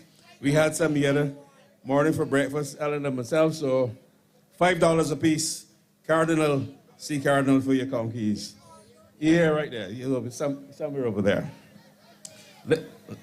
He's over there? Okay, good. Gentlemen, our next speaker, he's a former standard bearer of the Democratic Labour Party right here in this constituency of St. George North, an unwavering supporter of the Democratic Labour Party, a man who introduced Floyd to this very party when Floyd put his hands up to be a candidate or a prospective candidate for this constituency, resulting in him being the candidate as we speak tonight. Ladies and gentlemen, it gives me the greatest pleasure to bring to the platform to address you tonight, Mr. Colin Spencer.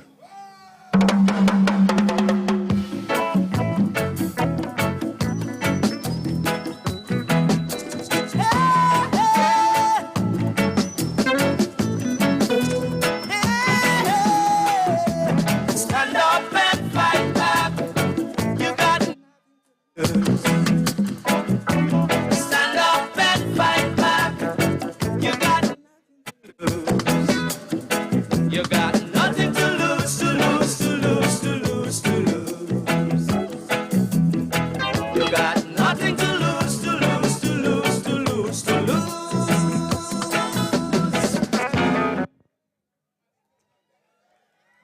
Thank you. It's always a pleasure to be home. I was born and raised 5 houses up the road on the same side as this pavilion.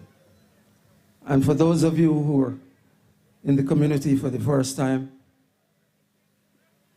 the below part in simple bits in English The below part of the pavilion was put here by Richie Haynes in '76. The above part came here through Cyril Walker around '93. The playing field on which we now stand, I'm not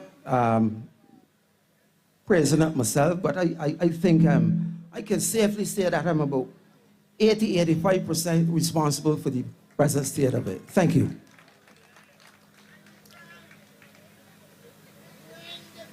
Folks, as soon as I got word from my friends that a certain Ghanaian gentleman had touched down on the island, I called my 92-year-old female Antiguan friend to get instructions on how to deal with this case. She told me to bring out my white shirt and wear a colorful scarf, because such attire would withstand the evil spirits that are floating around St. George North. The Democratic Labour Party didn't have that kind of information last time, but you know, when you've traveled as extensively as I have, you learn some things. I can't disclose all of what I've learned for obvious reasons. I got this, you don't worry about this, Karen. And the numbers I'm seeing, the digits I am seeing are 2, 3, and 7.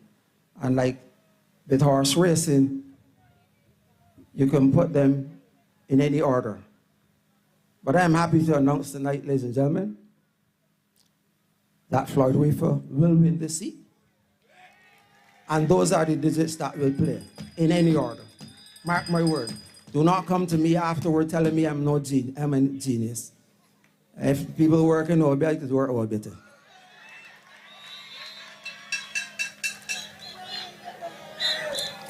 I want to deliver my closing argument in the case the people of St. George North versus Mayor Motley, Tony Moore, and Glenn Clark. For the longest while I've wanted to retire, and tonight I've been presented with an opportunity to do such. I am currently speaking to my lawyer, Francis DePeiza, because the Barbados Labour Party platform just keeps getting worse and worse. Glenn Clark set up the road that I called him earlier tonight and told him that I don't understand how they could put Floyd in front of me when a man that can't read. I don't even have that man, many man in the friends, so I can speak to Francis DePeiza, see where he can get some change to retire to. He called me here in the friends.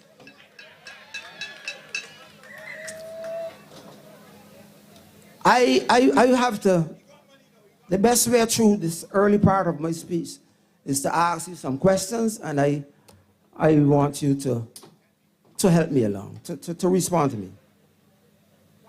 The first one is, who instructed Glenn Clark to retire from Parliament? Okay, thanks. Who single-handedly installed Tony Moore as the candidate for Barbados Labour Party? Okay. Who do you think is responsible for the offensive rhetoric that has been coming out of their platform? Who instructed Ms. Moore to wear a white blouse and an ignorant-looking scarf on nomination day? Folks, the BLP ran a campaign that even on this final night, it hasn't gotten off the ground. The reason is the candidate is poor. She comes with a lot of baggage that she hasn't been able to shed and will never be able to shed. Because the same way that Freddie Miller will always be remembered for being the politician who offered St. George C, she will always be remembered for having sold out the workers. It's straight and simple. Her representation of the workers has been awful, and her actions leading up to 2018 general elections and subsequent appointment as senator and St. George North candidate is a clear indication of where her loyalty stands. Her selection shows us clearly that the government is seeking to impose its will on the workers of this country. Today, there have been no take-home messages from the Barbados Labour Party's campaign. There have been no take-home messages from Tony Moore, other than her trying to paint her husband as someone who was a victim, who was victimized by the Democratic Labour Party, and the Barbados Labour Party came and helped him out. When in fact, the gentleman is nothing but a serial job loser. I mean, it's serious business.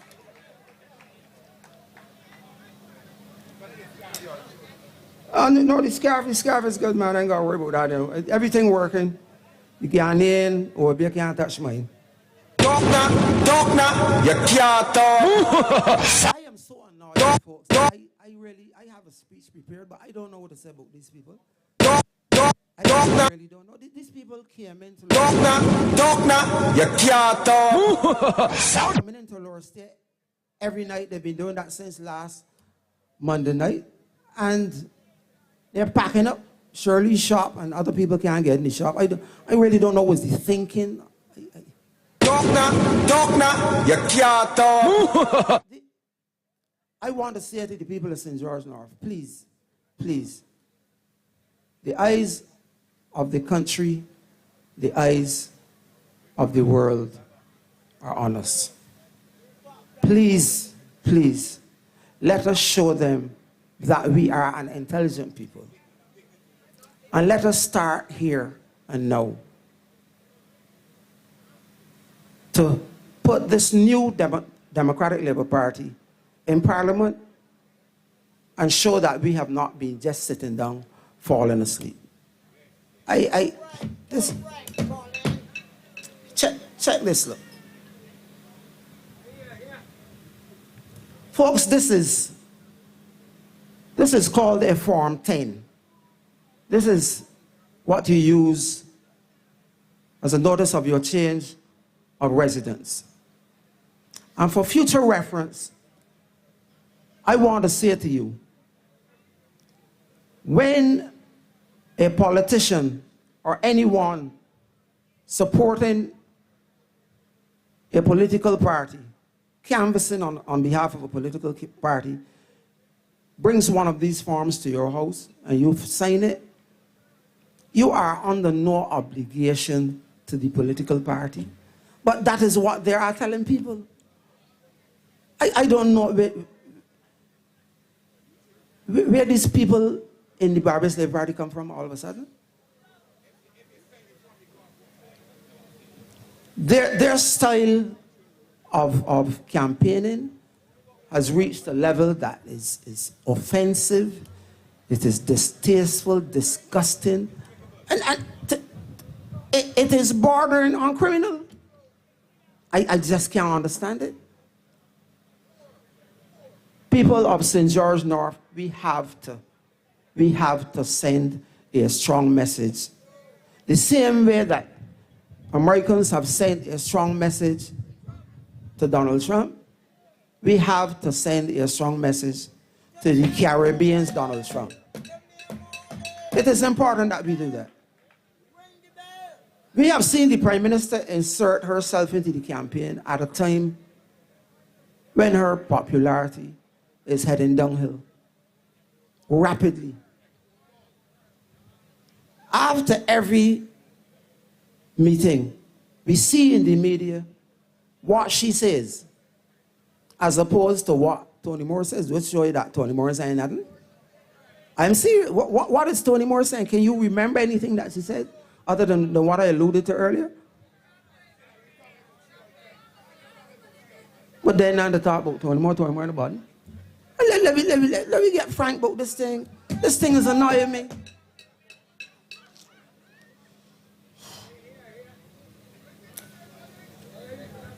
I want to say, though, on behalf of the constituents of St. George North, a special thank you to the government for the increased economic activity that we've been experiencing in the constituency. We want to thank them for the money. We want to thank them for the house repairs, the road patching, the bushing, the digging of wells. We thank them. He wanted me to help him fill out a form to have a little marijuana charge expunged from his record, because he will not be able to get a police certificate of character. I contacted the Attorney General, who all of a sudden has discovered that he from about here. I contacted him, and he told me that as soon as we have submitted the form, to let him know. Folks, it's been a year. I've taken Keaton over to the Attorney General's office in DePeiza on 2 occasions, and I've been there on 3 occasions by myself, looking at the thing, and nothing. When we know how politics works around the world, a telephone call, and the boy is really trying. I have seen hundreds of calling cards, and Keaton has the best that you will ever see. But I believe I know what happened. Mr. Marshall probably did some digging and realized that the guy is related to me. And so he's not getting any help. Within the past 4 or 5 months, we've had at least 3 jobs that the boy could get. But he can't get a certificate of character, so we can't get the job for the guy. Now, if Mr. Marshall was really from about here, if he was from about here, he would know that the person belonged to me. Because he called me, the message on my phone, he called me seeking permission to park, for people to park here for his father's funeral at that church I got there. Well, if you're the Attorney General, you know that I know the bastard. What Attorney General? He's the general, not an attorney. Folks, I don't know where to go. I don't know where to go with this speech. The Bible Slayer Party is making me angry, and I don't want to get angry because I know they're listening to what we are saying, and they're looking to make pieces of change. They want to put things, they want to spin things, but we've been bowling all pace all season, so we haven't given them anything to spin. It's all fast bowling. People, I want to say tonight that Floyd Reifer these people been all over the constituency, running up and down like, I don't understand that. This has never happened in history of elected politics. We honestly, and the party is all over the place. And Mayor Motley's in this neighborhood being introduced by Glenn Clark to the constituents, to the residents. What is Glenn Clark telling the people about Mayor Motley? I want to draw something to y'all attention. A friend of mine from Melrose told me years and years ago that the best way to deal with Tom Adams is when you see him on television, turn up the volume and turn your head away from it. Because, so that you can concentrate on what he's saying. Because The facial expressions and the hand antics is running in trouble. Make you feel that he's telling the truth. So I want you from tonight, from tomorrow night, when you watch, anytime you see me, Motley come on television, turn the volume and turn your head. See the stalker roll and tell a heap of lie. Very often, seriously, from tomorrow night you do that. You don't know what Mrs. said. She came, every radio station in Barbados, if the government is coming with an ad, with a paid advertisement, the smallest radio station tells you up front that is a paid advertisement. Any radio station, the only radio station that won't do that is if it's the ones we used to have with the small with a bumblebee and a matchbox.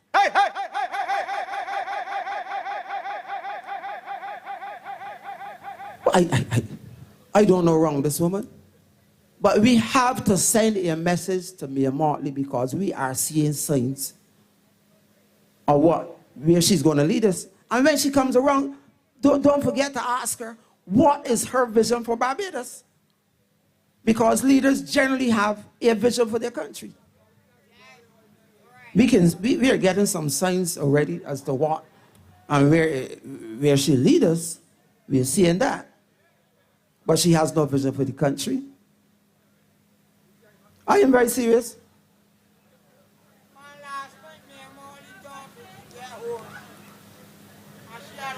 The time is up, my time is up. But Mia Motley is the worst Prime Minister Barbados has had since we stopped wearing bell-bound pants. Are you serious? And I want people to stand up and fight back. And let me say this to y'all now, after tonight, I plan with my friend Ricky Laker Williams, to use my PA system. We can travel the length and breadth of this country with their Allen, and we can talk to people. We ain't got nothing to lose. We got nothing to lose. What are they going to do to me now? What are they going to do to me?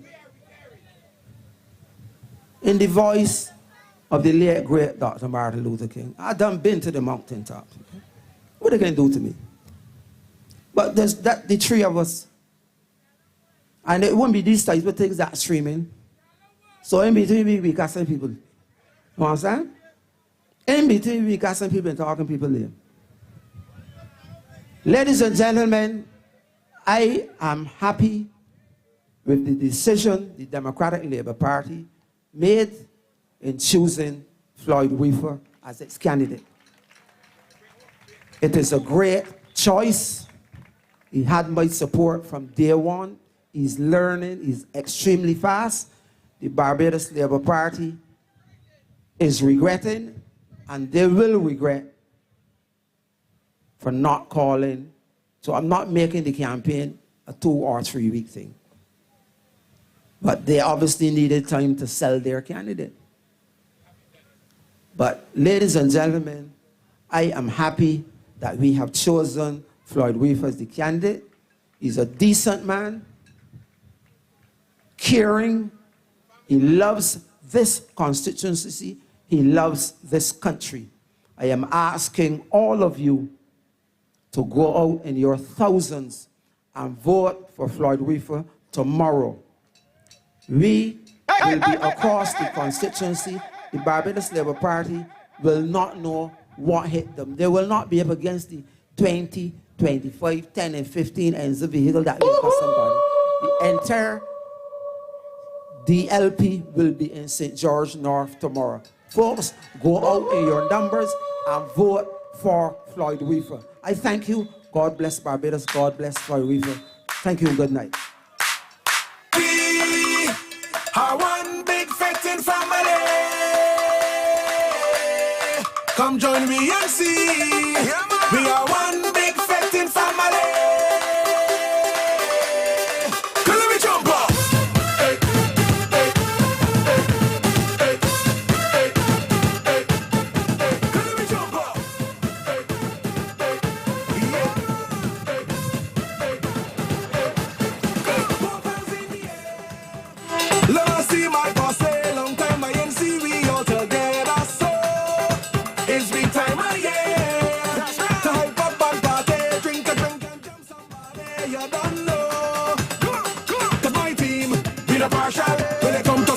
abnormal. Beat the vibes, vibes, vibes, vibes, vibes. Bring forth the libation. Let me hype up this situation. Cause it's vibes, vibes, vibes, vibes. Cause we are one big fighting family. Come join me and see. We are one big fighting family. Cause we don't drink together. We don't come together. All together like family. So come let me drink together. Let me jump together. All together like family. Let me jump up. Hey, hey, hey,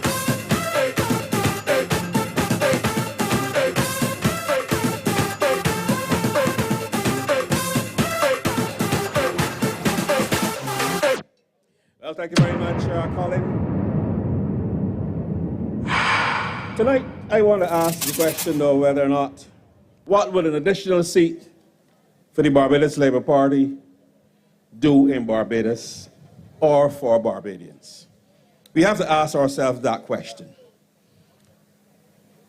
Would the additional seat in Barbados reduce the many onerous taxes that you and I have to pay every single day in Barbados?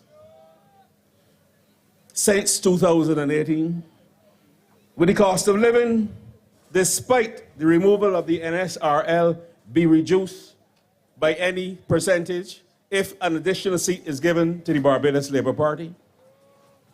The NSRL was removed from the taxation of Barbados, although we ensure as the Democratic Labour Party administration to make sure that the NSRL did not touch a basket of goods.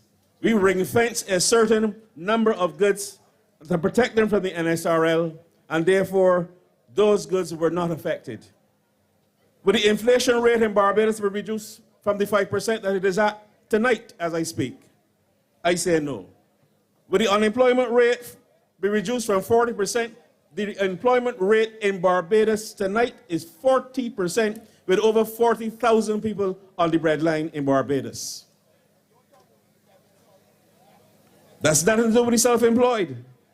We have over $100 million being paid out by the National Insurance every single week to the unemployed in Barbados. Would it improve the additional seat for the Barbados Labour Party, improve the 16% decline in the economy as reported by the governor of the central bank in the last report on the quarter just gone? Would it infuse life into the economic sectors that are now in free fall?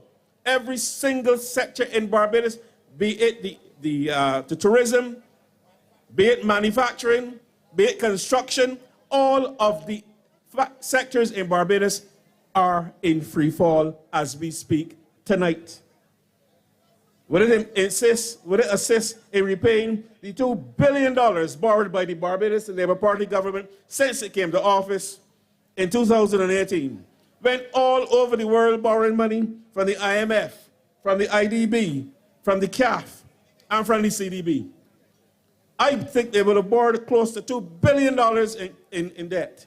And I believe that the debt to GDP ratio was 175% when we left office. And I feel after the restructuring, it would have come down. But I believe it's gone back up to 175% or more. I feel so. So all of these things I don't believe would improve if we give the Barbados Labour Party an additional seat in the House of Assembly when we go to the polls tomorrow. Cannot improve one iota. Not a single iota. Ladies and gentlemen, before the rain invades our beautiful meeting here tonight, I am going to bring to you a speaker who's establishing himself as one of the vibrant speakers on this Democratic Labour Party platform, one of the bright and able prospects of the Democratic Labour Party. I introduce to you tonight, ladies and gentlemen, Mr. Courie Cox.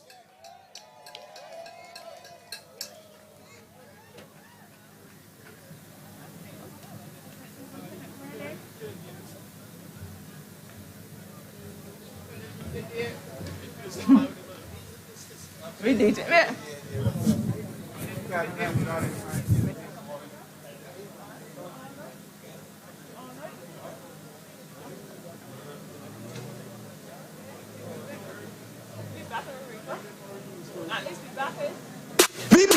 Reifer, give Floyd the vote. Let me give Floyd the vote. St. George Narvis supporting me. Give Floyd the vote. Let me give Floyd the vote. Representing for the young man. Give Floyd the vote. Let me give Floyd the vote. St. George Narvis supporting me. Give Floyd the vote. Let me give Floyd together. We can build this community up. Flat rock, what a win, win, win. When Reifer get in. A Newbury got a win, win, win. When Reifer get in. Tear Hill got a win, Good win. night, good night, good night, good night. Showers of blessings. You're going to turn every negative into a positive. The rain came as I came. That's how I see it. We rolling together tonight. A few weeks ago, we were in Rhodes Village, I believe it was, and the rain was pissing down. We had a tent, and the rain up in there was crazy. It blew the tent all over the place, just like how we intend to blow Tony Moore out of the place tomorrow. But Floyd Reifer refused to be troubled. He refused to be distracted. And Floyd stood up in the rain, and he spoke to the people. And I intend to stand up in the rain tonight and speak to each and every one of you. Last week, I prepared a speech to come tonight. Unlike Colin, I have 1,000,001 things to talk about, and this is the last night, and I intend by God's grace to talk about them once this light cooperate with me. And this morning, I was listening to Brass Stocks. What's going on, Derek? My man, Dennis Johnson, who schooled me from, I think, 17 or 18 years old when I was a youngster working at Starcom Network. And then they put Brass Stocks on pause for a press conference. And when I check on Facebook, they said there were going to be a press conference at 10 o'clock in the morning. So it was planned before. I listened, and the Prime Minister said in the middle of this press conference, today I am speaking as the Prime Minister of Barbados. Tonight I will speak as the leader of the political party. That's what she said, you know. And lo and behold, later on, that is come and say it was a paid advertisement. So I don't understand. They're sending us to school, you know, telling us to learn, take advantage of our educational system. But then they come out and talk to us like we foolish. Talk now. Yeah. This morning when I woke up, I felt like a kid, and I felt like if it was the night before Christmas. I was excited. But then when I see these kind of things going on, I started to feel like Derek last night. When sometimes you just feel like, you know what, just cut out the theatrics and just speak the facts of the matter. Because ladies and gentlemen, we need to open our eyes to what is going on in this country. And the chairman said it when he began. There's a lot of ills creeping into politics in Barbados. It began with just creeps, and then some baby steps. But now they're boldly walking. And right now the Democratic Labour Party have them so rattled that in 2 years they will be running. And I say to you, you got to be aware of it. Be aware of it, ladies and gentlemen. I called Floyd a magician a few weeks ago. Man, I good in the rain, no, partner? Thank you. I get the people in the rain, and I in the rain with the people. Big. Thank you.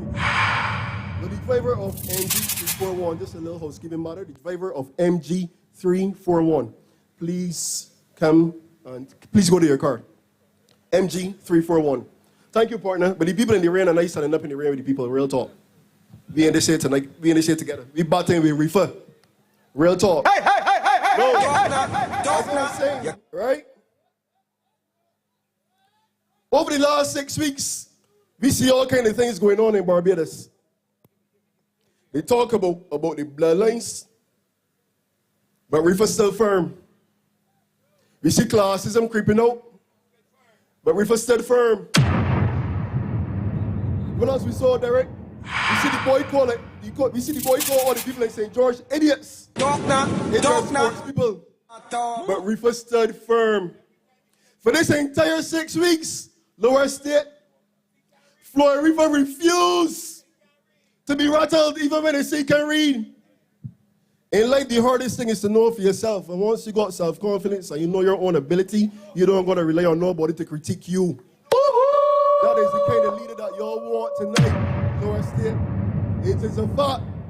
And I say to you, stand with Floyd.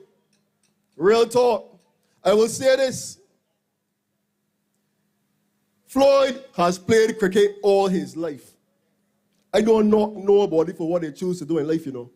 If my son grew up and he wants to be a garbage driver, if he wants to be a driver on a garbage truck, I will say to him, go ahead, son. Work for 2 companies. Learn the ins and outs. Understand the SWOT analysis, the strengths and the weaknesses.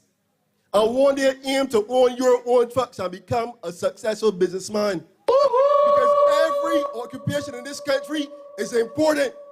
And we saw it only a few months ago during COVID, when supermarket workers in this country were considered essential workers.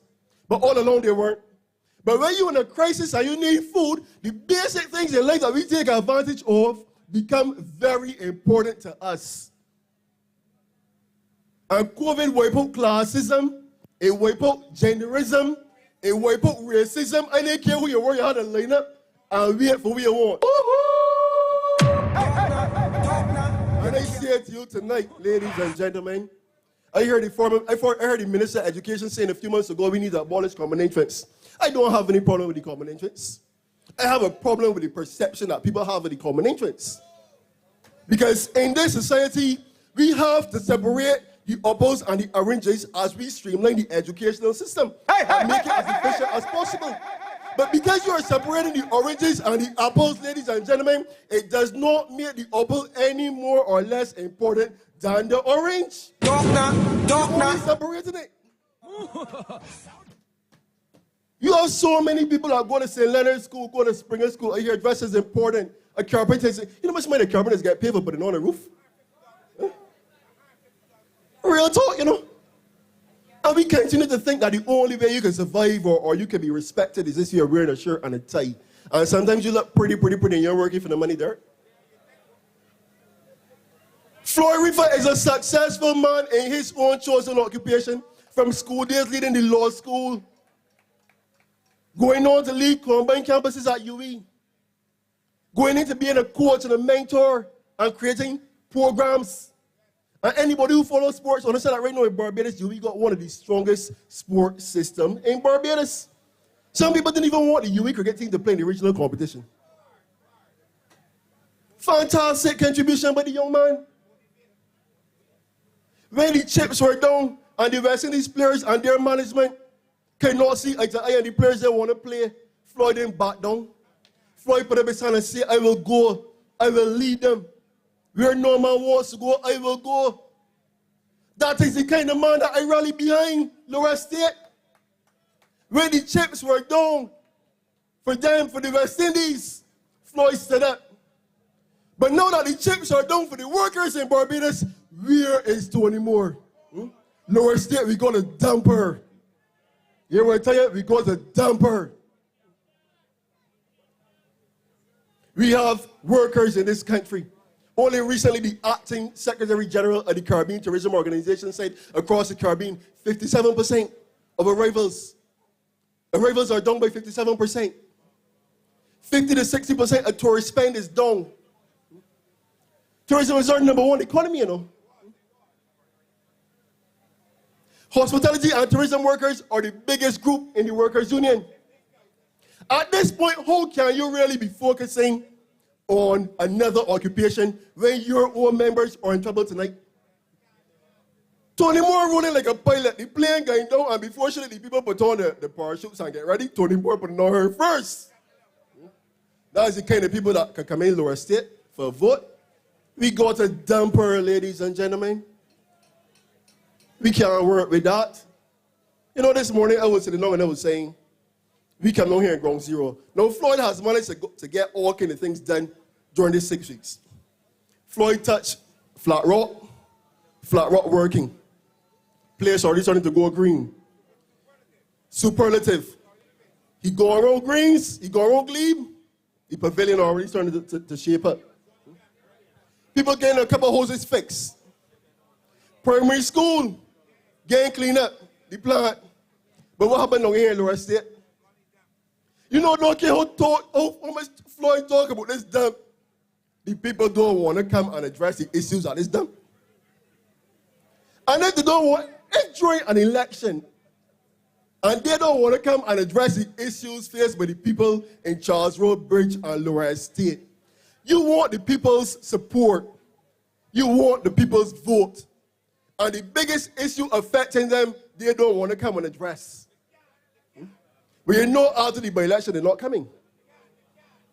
But they know, just like we know, that Lower Estate don't plan to vote for them. So they called this little monkey press conference this morning. They didn't want to politicize the issue, but they're planning to work on it after, and a lot of nonsense. Ladies and gentlemen, true representation will take the bull by its horn and come and meet with the people face to face at ground zero and find out what their concerns are.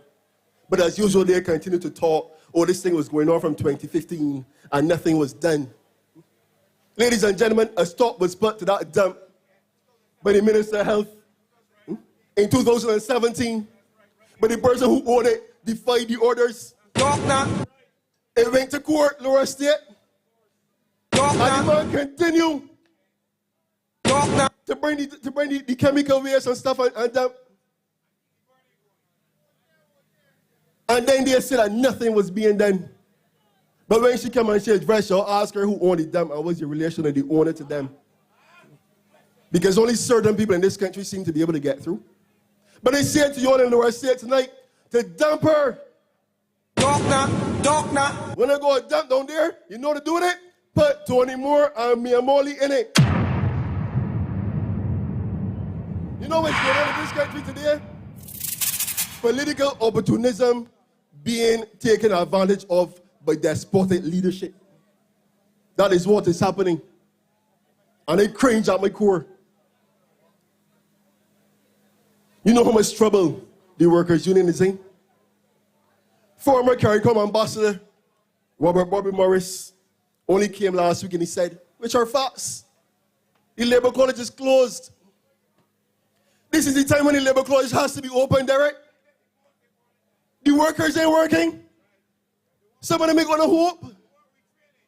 They gotta be retrained. You need workshops. And the thing about it is that with these workers not working, the unions ain't getting the money, you know. The union fees are down. And over the last 2 years, the same Tony Moore and management of the workers' union sent home 10 to 15 workers. So as the workers continue to be unemployed in Barbados, and the fees continue to drop, how many more will go home? So if she can't even keep her own staff employed, how she can come up in here and promise you all jobs? At the end of the day, you got to demonstrate to me that you can get it done. Don't come and bring the fluffy talk. I don't want to hear it. You hear me, man, talking with the place against a lot of Jamaicans? We got nothing to talk about tonight. It is a fact, ladies and gentlemen. I say it to you tonight. They promised the transport board workers that they were going to convert them to monthly salaried employees also. So listen, this government is taught to get votes. They don't talk to govern. There's a difference, and you have to understand it. They promised the transport board workers with 20, you know, they were going to convert them to monthly salaried employees. This is almost a year ago. And then Chairman, actually a year or some ago, and then Chairman Gregory Nichols said he has confirmation from the leader of the government that they will do it. Yeah, because he's trying to get a little too, you know what I mean? But those workers today are still waiting.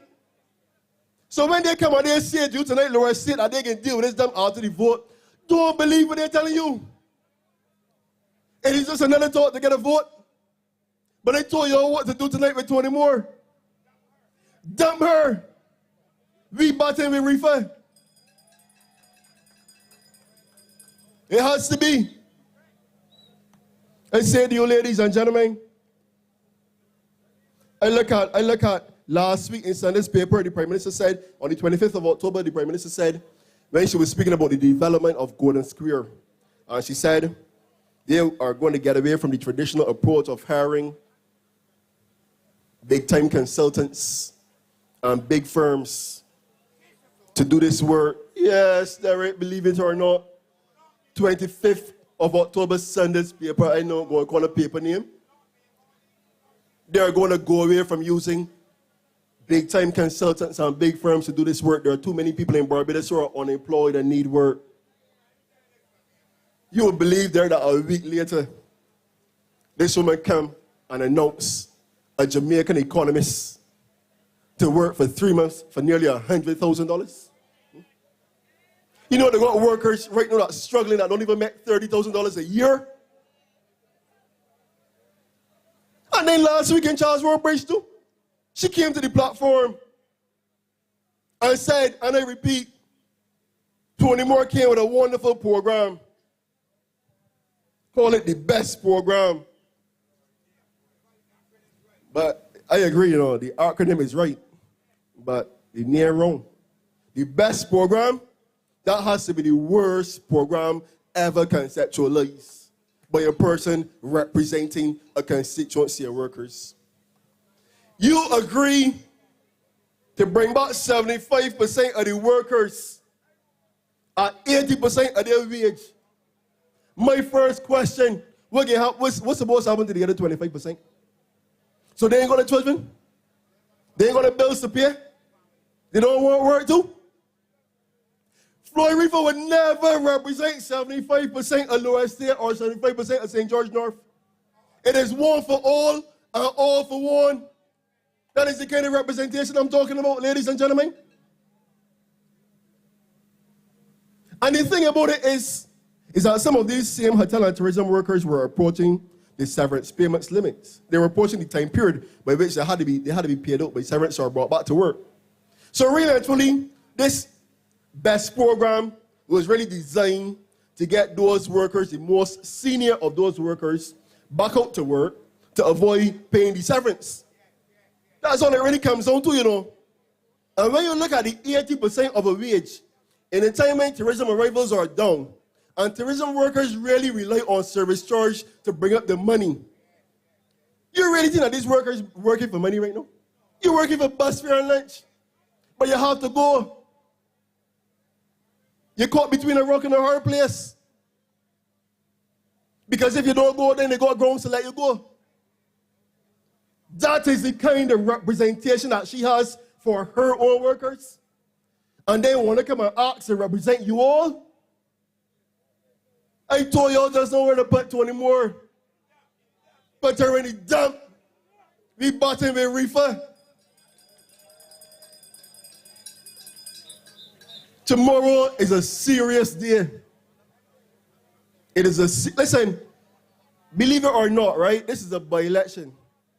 But the whole of Barbados is watching this, you know. So many Bajans are supporting this by-election and wishing Floyd Reifer well. I cannot begin to tell you all the amount of messages I got today and phone calls asking and wishing us well. Because yes, we were knocked down a couple years ago. And they tell themselves that we dead. We done what we out. But the Democratic Labour Party, ladies and gentlemen, has resiliency. And we have resolve.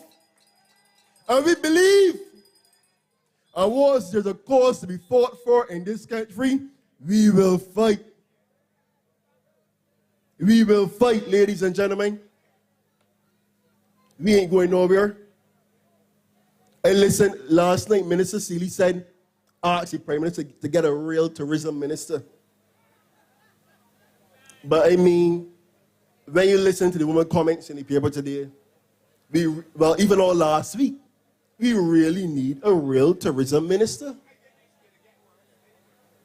But then again, it goes back to the COVID fiasco in the Senate there, where she first began to show her colors. So you understand what you're dealing with. Because imagine that there's a lockdown in UK. And let me say again to the DLP diaspora in the UK who continues to support this great party. Wishing those guys well during this lockdown. No flights incoming in. UK is locked down. The UK is our #1 source market for tourism arrivals. We are about to start our tourism season. Well, really, truly, we've started the tourism season, the winter season, tourist season. And you do not have a problem with it. You know how many hoteliers are sitting down and waiting for the tourism season to begin? And then to get news that UK has been locked down. And you say that it's not going to affect us. But if you see Jamaica putting it down also dirt. And then this morning, in response to the issue at Sandy Lane, she comes out and she says she wasn't there, so she can't speak to what transpired. But there's no discrimination in Barbados. When even over the last 6 weeks, we saw so many discrimination up here on these platforms. Lineage and bloodlines and the classism, the elitism. One man thought he will rip out the throats. They got all kind of discrimination in this country. This is the kind of thing that we are faced with tonight, ladies and gentlemen. We can't work with it. We can't accept it. I say to you all tonight, I stand here, I rally, and I will continue to rally for Floyd Lamont Reifer. Floyd deserves your vote, Lower State. Charles Rowe Bridge. This man has shown so much composure. Seriously. So much. He has absolutely not been ruffled at any one point. And it amazes me to see how a man so cool and calm can have a whole government party rattle. Listening to Mia talk this morning, Mia can't even get she words pronounced. You imagine this lady supposed to be ever so, she's supposed to be the most articulate person in Barbados, you know. From that story, supposed to run second to her. Huh? And this morning, she, don't know what to say. Back against the wall. Because there's things were going on the ground. They brought this stupid debate, ill-advised, ill-produced, ill-reviewed. And Floyd on the ground looking to see who water flooding, who was flooding the same night. That is the kind of representation that I want. What is wrong with them representing you? In my opinion, that is what democracy is about, ladies and gentlemen. You know how many places Floyd River can be tonight? Jerome Walker even reminded us that Floyd River could have been in New Zealand or no. And he ain't trying to be in New Zealand and Barbados at the same time. But while the woman struggling to represent the union, she also wants to be in parliament at the same time. My problem is, my whole problem is this, you know. If you're doing one thing real good, I may consider giving you a little blight to try your hand at something else. But when you're failing at the chief thing you selected to do, well, this is not time to try silence. But as we say, correct, as the pilot, she's jumping out of the plane right now and leaving the passengers to go by themselves. Laura, I say to you all tonight, you have to dump her. Reject her. We're going to surprise them people tomorrow. The polls open all day tomorrow. I wish I could spend the entire night here with y'all. I wouldn't even care if the rain fall because I believe I stand here for a good cause tonight.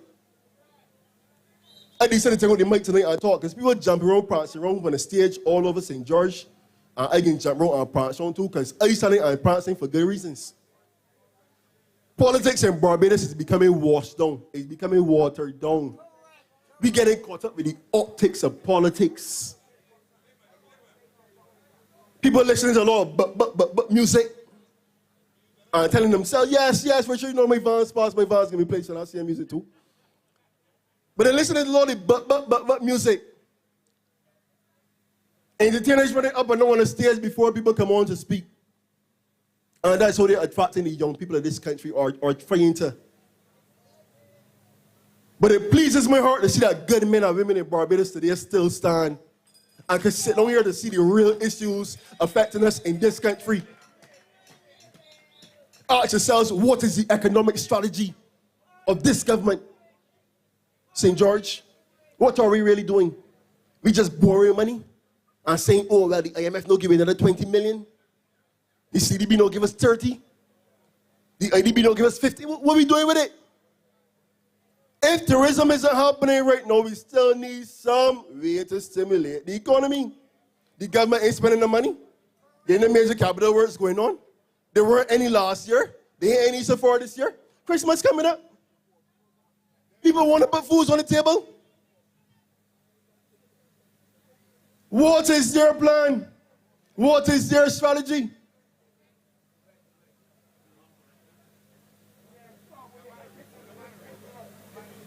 Ladies and gentlemen, you want to take all these things into consideration.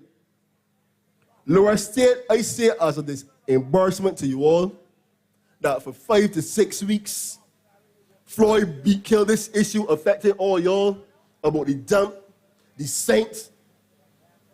It's affecting some of your kids. And the government never saw it fit one day to come and address it publicly. I saw it as an embarrassment when on the eve of your chance to vote, they will come with crocodile tears and empty promises. But they have no record of keeping their promises. And that's why we'll say to you all tonight, without any doubt, they don't intend to keep this one either. Get up and reject it and dump Tony Moore. Tomorrow, go forth and back for Floyd Reifer and let Floyd Reifer back for you. I don't know whenever I'll be back in St. George North again. I ain't bringing money tonight, but I'm bringing wisdom and good advice. Ladies and gentlemen, vote for Floyd. Vote for Reifer. Vote for the Democratic Labour Party's candidate. Good night and God bless. Big batty with Reifer. Give Floyd the vote. Let me give Floyd the vote. St. George North is supporting me. Give Floyd the vote. Let me give Floyd the vote. Representing for the young man. Give Floyd the vote. Let me give Floyd the vote. St. George North is supporting me. Give Floyd the vote. Together we can build this community up. Flat rock, what a win, win, win. When Reifer get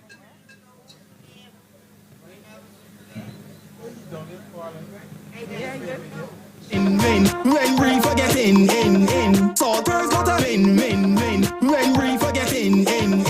We don't want no more. No gimmicks, no lies. We don't want no more. No tricky union ties. We don't want no more. Tell Tony and me up when I'm out sweet, but we battle with Reifer 6. Give Floyd the vote. Let me give Floyd the vote. St. George North is supporting me. Give Floyd the vote. Let me give Floyd the vote. Representing for the young man. Give Floyd the vote. Let me give Floyd the vote. St. George North is supporting me. Give Floyd the vote. Let me give Floyd the vote. Together we can build this community. Walkers got a win, win, win. When Reifer get in. Road village got a win, win.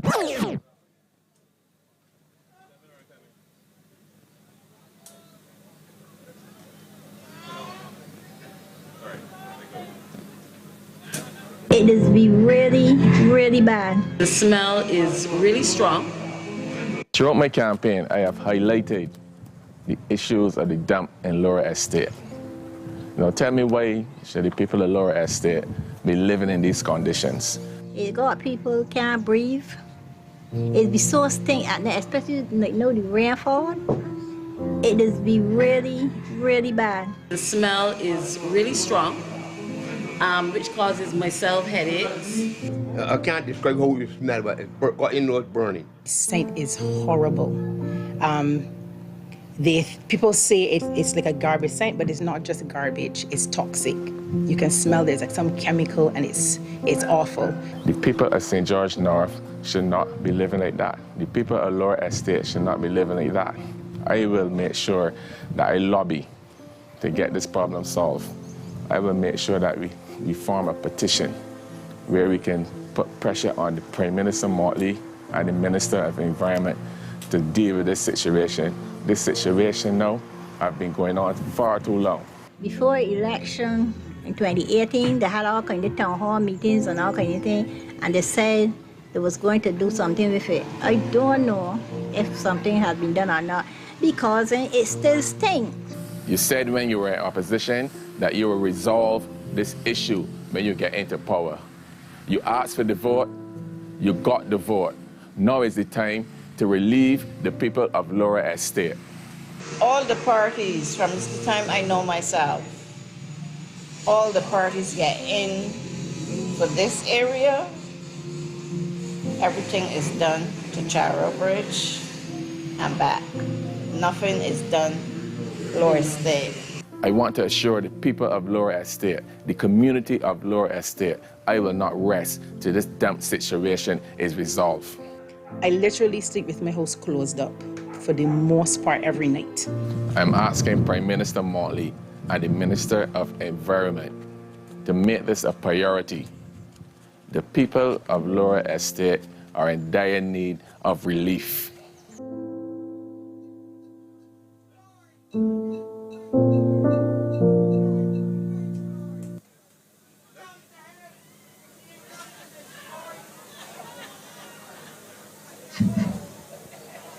Thank you so much, Floyd. I am so really pleased with Floyd's performance ever since he was given the nomination to run in this constituency.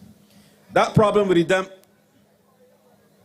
has now been a problem for the last 2.5 years in this Barbados Labour Party's administration.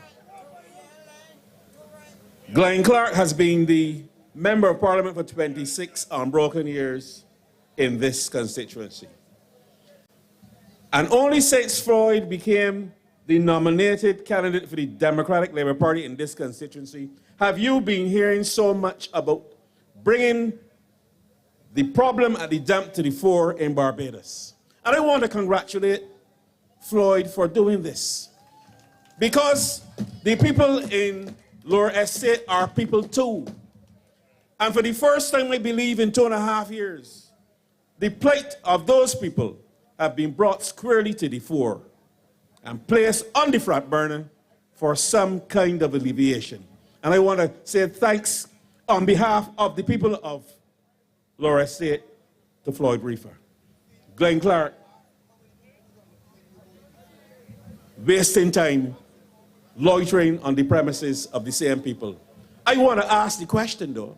How many people not from this constituency knew of the plight of the people in Lower Estate before it was raised as an issue by Floyd Reifer? The next speaker I'm going to bring to you, he was the Minister of Health during the last administration. And he can speak convincingly on the remedies that the Democratic Labour Party brought to this particular issue. He's going to explain to you. I have the greatest pleasure. This is a former Member of Parliament for Christchurch South, a former Minister of Transport and Works, and a former Minister of Health. He's a DLP stalwart and an unwavering supporter. I bring into you the big booming voice of Mr. John Boyce. Big batty with Reifer. Give Floyd the vote, and let me give Floyd the vote. St. George Narvis support me, give Floyd the vote, and let me give Floyd the vote. Representing for the young man, give Floyd the vote, and let me give Floyd the vote. St. George Narvis support me, give Floyd the vote, and let me give Floyd together. We can build this community up. Flat rock, what a win. Thank you for the ceremonies, and good night to the people of Sheffield, Lower Estate, and all those in the hearing of our voices tonight. A very important evening, of course. It is the last evening in this by-election when we, as supporters of our candidate Floyd Lamont Reifer, have the opportunity to put his case to you and to make sure that you understand why it is so important that tomorrow morning at 6 o'clock when you wake up, you move straight into top gear. Have yourself a cup of coffee or whatever tea you like to have early in the morning, or maybe go straight to the polling station and put your vote and come back and have your tea. It's simple as that. And you may want to know why I say that.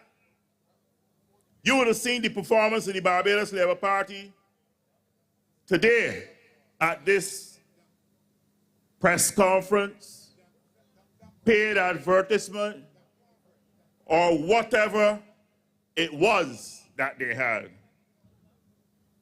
But what I watched about that conference, thank you, sir.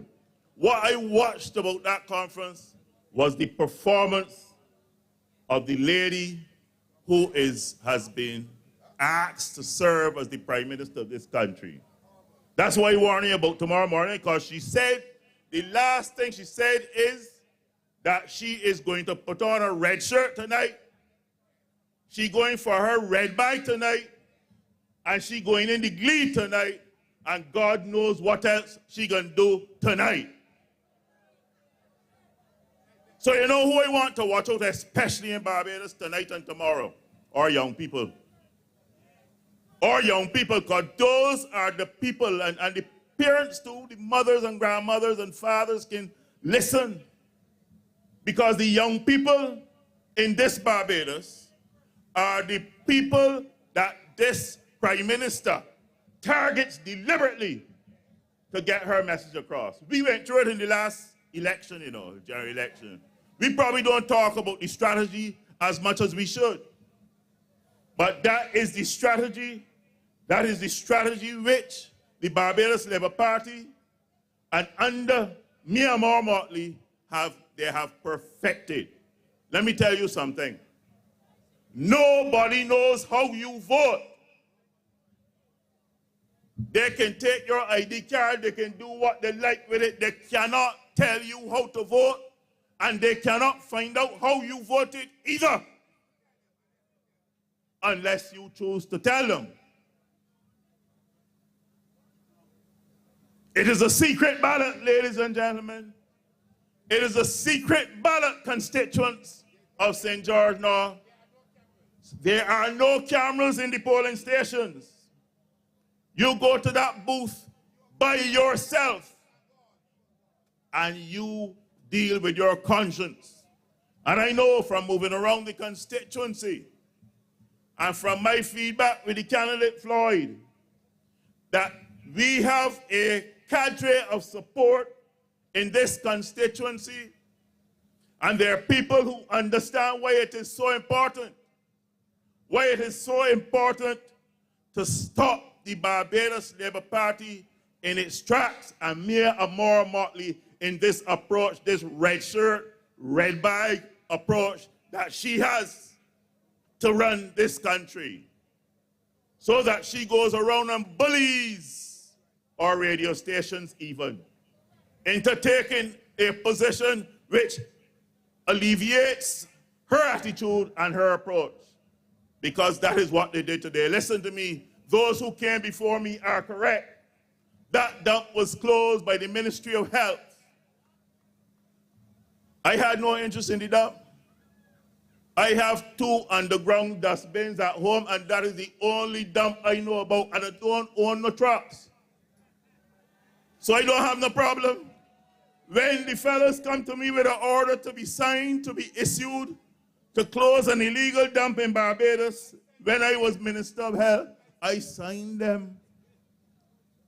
You know, I may ask, well, where is it located and who's the owner, out of an interest in probably going at some time and having a chat with them and getting them to understand what's going on.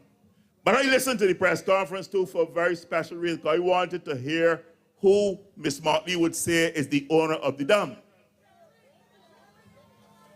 And right towards the end, when I was about to give up, she called the name that I wanted to hear. Because he has the same approach about her, you know. If you ask him about her, he does not know, not until the end. He will say, yes, I think I. But, you know, we've had to deal with that gentleman before, you know. Not only to get rid of that dump, he was responsible under the same Motley as Attorney General of Barbados for the building of the Crab Hill Police Station.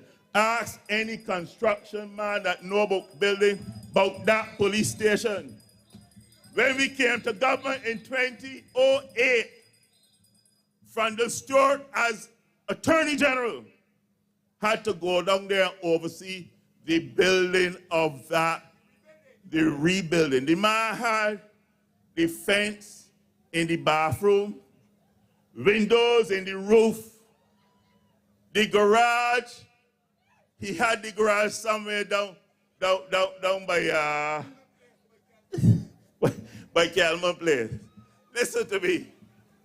The only worst performance when it comes to the construction of buildings that I have seen would have been by the gentleman who now talks about talking about pedigree and biting out people's throat and that kind of thing. He built a number of houses under the previous administration, the Barbados Labour Party, under Owen Arthur, the late Owen Arthur.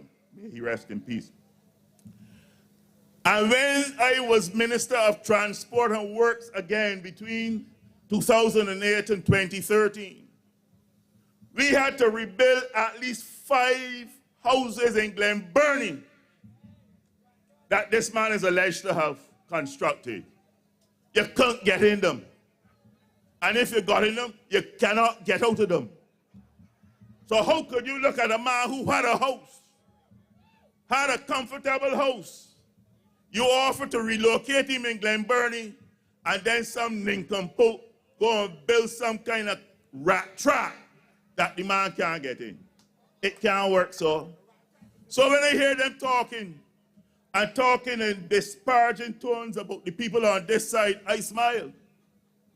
I smile, you know. And when I hear the Minister of Education now come and echo these sentiments with references to pedigree and all that kind of nonsense, I smile too, you know, because a truism, the apple never falls too far from the tree. Or let me say the mango, or the coconut, or the breadfruit, because that's what we have here. Maybe it should fall and bounce off the head. And that way they won't hear no more of this nonsense. Foolishness. Ladies and gentlemen, I mentioned these couple of things just to put in perspective what we are up against. If you give them that chance to just speak on their own, you would believe this is the panacea of all greatness. You know what I mean? And there will be no more ills in Barbados. When you heard them in 2018 move up and down this country, you thought that would have been the end of it. But we are slowly beginning to see the cracks in the wall. We are beginning to see the cracks in the wall. And you know where the biggest cracks are? With our leader. With the leader of the Barbados Labour Party. She interferes with Verla every chance she gets. Verla don't interfere with her. But I keep telling Verla, I keep telling the other people in the Democratic Labour Party, if you expect any of them to love us, good luck. Go right ahead. Especially when we stand between a vote that they want and we want. So we must stay focused. We must stay focused on what we want to do. We must stay focused on the mission of tomorrow especially.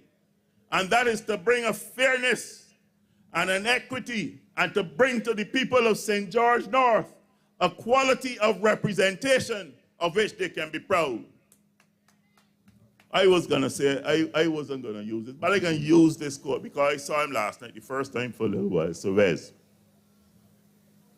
has a saying, or used to have a saying when he was personnel manager at Banksbury's where I worked with him. He used to, when he really loved a guy, you know, a fella, he would say, boy, I love you as much as I can love a man and still remain a man. And that was Wes saying, you know, Wes is a past master at them kind of things. And that is how I feel about this gentleman. Lights. They have up in the glebe now on fire, but that is only for a time. That is just sure. So we must make sure that we send a message. And if you think the Prime Minister looked rattled today at that press conference, wait till tomorrow evening when she really rattle. When she really rattle. Because one thing, you know, she can't take a lash. Cannot take a lash. She believes in that everything I say or do is correct. So she pushes around those gentlemen and gentle ladies in that group as she likes. And if you don't believe me, ask them. Ask them, because they will tell you. Not in front of her though. Behind her back, they will tell you. Or you could ask Glenn Clark, because he has now had the ultimate push. A couple of weeks ago, Glenn Clark told us he was up and ready. He was ready for another term. The only man I hear talking about another term right now is in a way that will demonstrate to Barbados and will demonstrate to the people of St. George North that democracy is alive and well. Properly get to the task of voting. Vote well, vote with your conscience, vote for Floyd Reifer. God bless you. With Reifer, give Floyd the vote, let me give Floyd the vote. St. George North is supporting me, give Floyd the vote, let me give Floyd the vote. Representing for the young and the give Floyd the vote, let me give Floyd the vote. St. George North is supporting me, give Floyd the vote, let me give Floyd together. We can build this community up. Flat Rock got a win. When Reifer get in. A Newbury got a win. When Reifer get in. Tear Hill got a win. When Reifer get in. Salters got a win. When Reifer get in. We don't want no more. No gimmicks, no lies. We don't want no more. Tricky union ties. We don't want no more. Tell Tony and me up when I'm all sweet, but we battle with Reifer 6. Give Floyd the vote. Let me give Floyd the vote. St. George North is supporting me. Give Floyd the vote. Let me give Floyd the vote. Representing for the young. Give Floyd the vote. Let me give Floyd the vote. Well, thank you very much, John. From where we stand up here at Bird's Eye View, we have a massive crowd here at Sheffield tonight. A massive crowd. Hey! As a matter of fact, if you go on Facebook, we're trending towards over 500 people on Facebook. So we're doing well tonight, ladies and gentlemen, sympathizers, supporters, and friends of the Democratic Labour Party. We're going to keep the ball rolling and bring on this former senator. He's the current second vice president of the Democratic Labour Party. Ladies and gentlemen, it's my pleasure to bring to you Mr. Andre Worrell.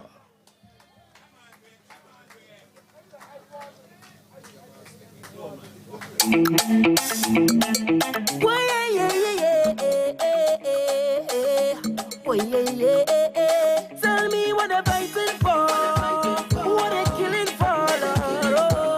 We don't need no more now, so tell them wicked people, fire go burn them. Good night to the dear loving people of the Democratic Labour Party and to the constituents of St. George North who will go out in their numbers tomorrow to bat for Floyd Reifer and to give Floyd Reifer the vote.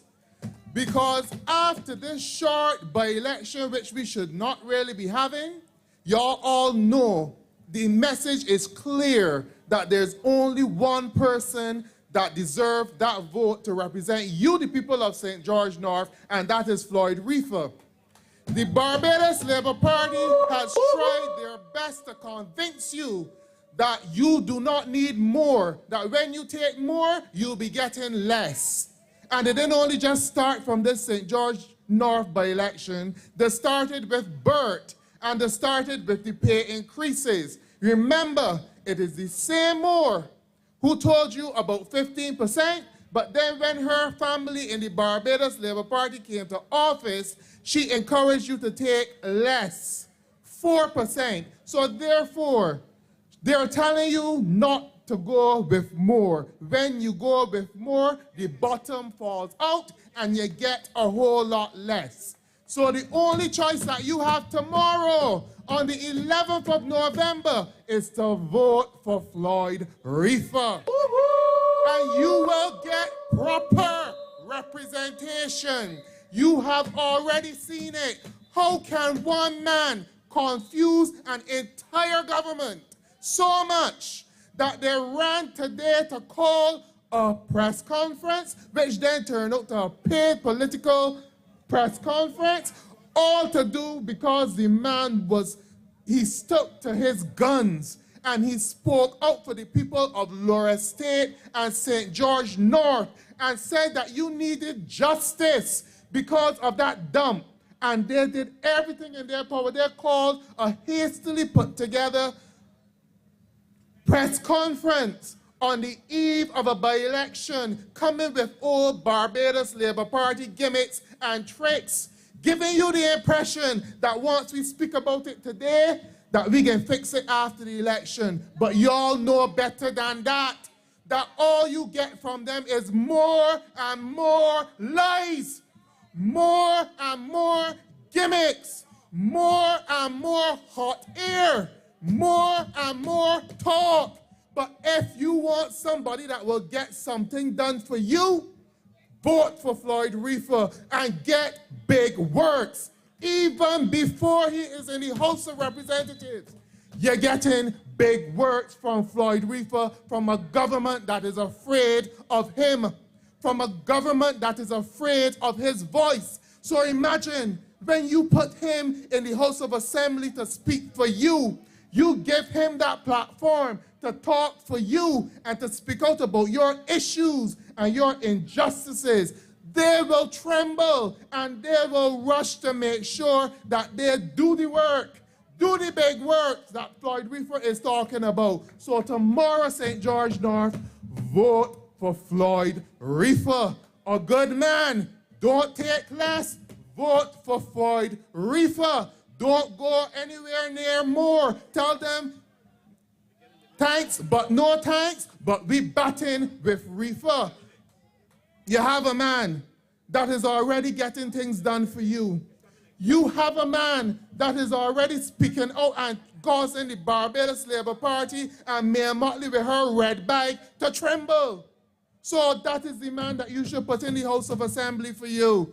That is the man that you should go to the polls tomorrow and vote for from 6 a.m. to 6 p.m. and make sure that you take your entire household to vote for Floyd Reifer tomorrow because it will be good representation. You don't need pedigree. She insulted you a couple weeks ago. So all of you who ain't got pedigree, make sure that you vote for Floyd Reifer tomorrow. They insulted you and insulted your children a few weeks ago by telling you that if you don't have pedigree, if you don't have a cousin that is in the House of Assembly, don't bother to think that you could be a representative in this country. If you don't have a father or grandfather that was a politician, don't bother to think that you could walk into the House of Assembly or Parliament in Barbados. How could they do this to the people of Barbados? How could they insult all of St. George North like that? And they did it already because they tossed out a good man, Glenn Clark. Even before he was ready to retire, they kicked him out. Mayor booted him out and tell him, go into the coal. We don't want you out here because your pedigree does not stand up. Your pedigree does not stand up, so Mayor booted him out and sent him into the coal. And they did not even allow the branch of the Barbados Labour Party, St. George North, to choose the next candidate. But Mayor Motley held a closed-door meeting, and they came with more to give you a whole lot less. They are insulting you, the people of St. George North, with this pedigree talk, because what they're saying is that your children don't have the right to represent you in the House of Assembly. They said it to Floyd Reifer, a man from St. George North who has done a lot, not only for St. George North, but has represented Barbados and the entire West Indies on the world-class stage. But they're saying that he is not good enough. You need to tell them that that is not right.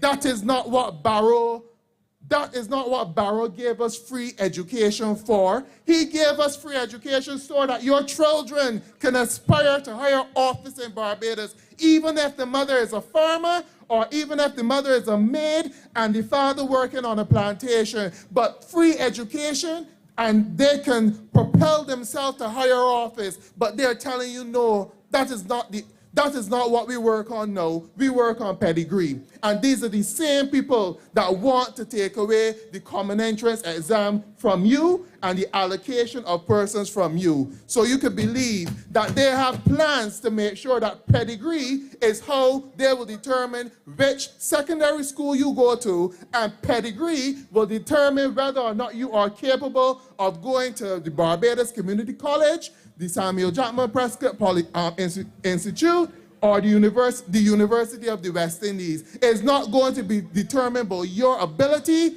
but if the Barbados Labour Party think that you have the pedigree. And St. George North, tomorrow, do a favor for the rest of Barbados and say no to that. Say no to that by voting for Floyd Reifer. Give a man that grew up among you, that played on this same pasture several times, give him the opportunity to represent you and to state a case for you in the House of Assembly. He will get things done for you. He is coming with big works and not big words, but he will get things done for you. St. George North, this vote tomorrow for Floyd Reifer is a vote for your family. It is a vote for your children. It is telling them, look, you, someone from among us, someone who grew up in this constituency, could rise to high office and represent us. And do a good job at it. Don't take no come here.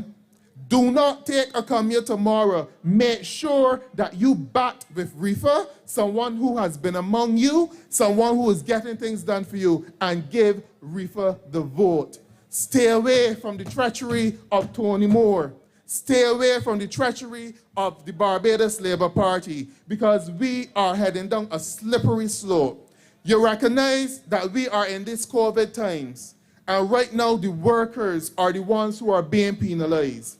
These are things that you need to take seriously and take to heart as you make that decision to vote.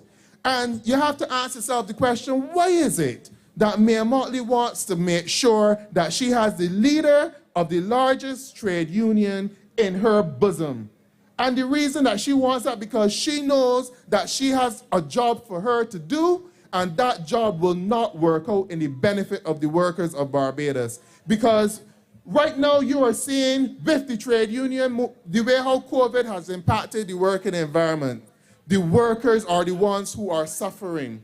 And persons are looking towards things like automation and trying to reduce their work levels, trying to put people on contracts where you don't necessarily have to pay them out, or you don't necessarily have to give them unemployment benefits. Because if you are a contractual worker, when the contract is done, you don't have to look about paying unemployment severance or unemployment benefits for that person. So you must wonder, because even though we heard that Bert is on pause, Mayor Motley and her retrenchment program has not yet finished, and she has a lot more persons to send home.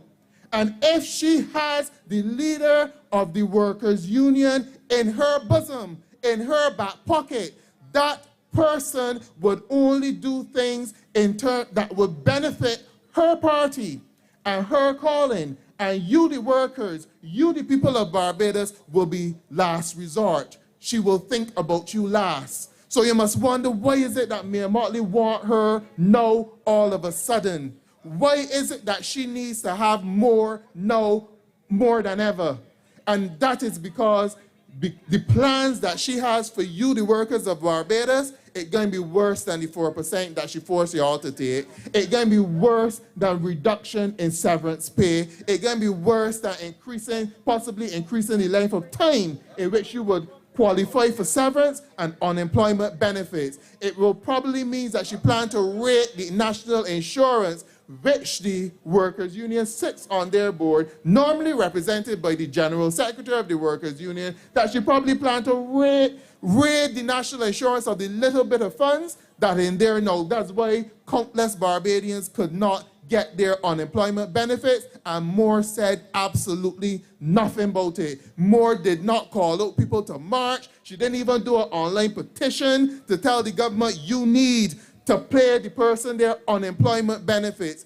You need to make sure that person get their severance. You need to do something to increase the employment level in Barbados. Right now, all the Barbados got bush all over Barbados, and you talk about beautification and stuff like that. You know how much people the government could be employing today, and if the workers' union had to get behind the government in such a program, that you could see Barbados cleaned up and transformed in a matter of weeks, but you aren't hearing that coming from Tony Moore on her political platform.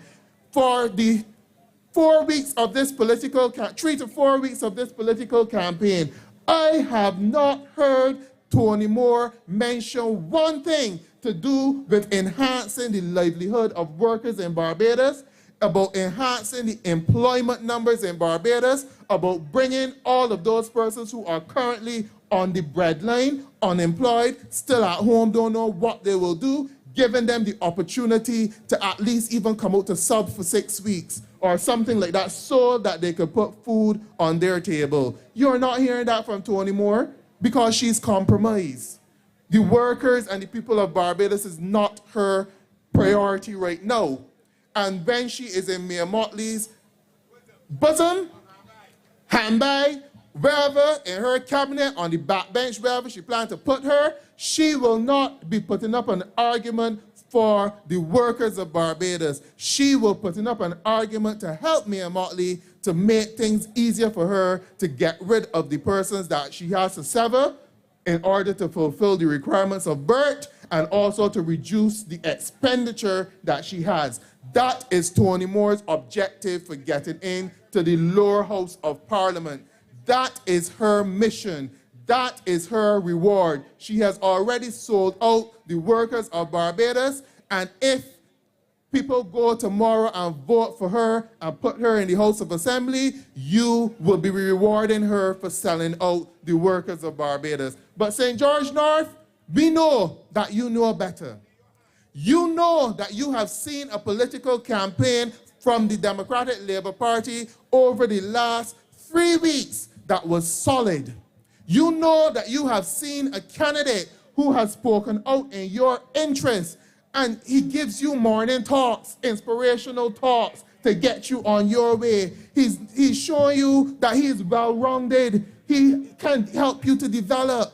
He's not just interested in getting the vote, but he's helping you to achieve your goals. He's a coach.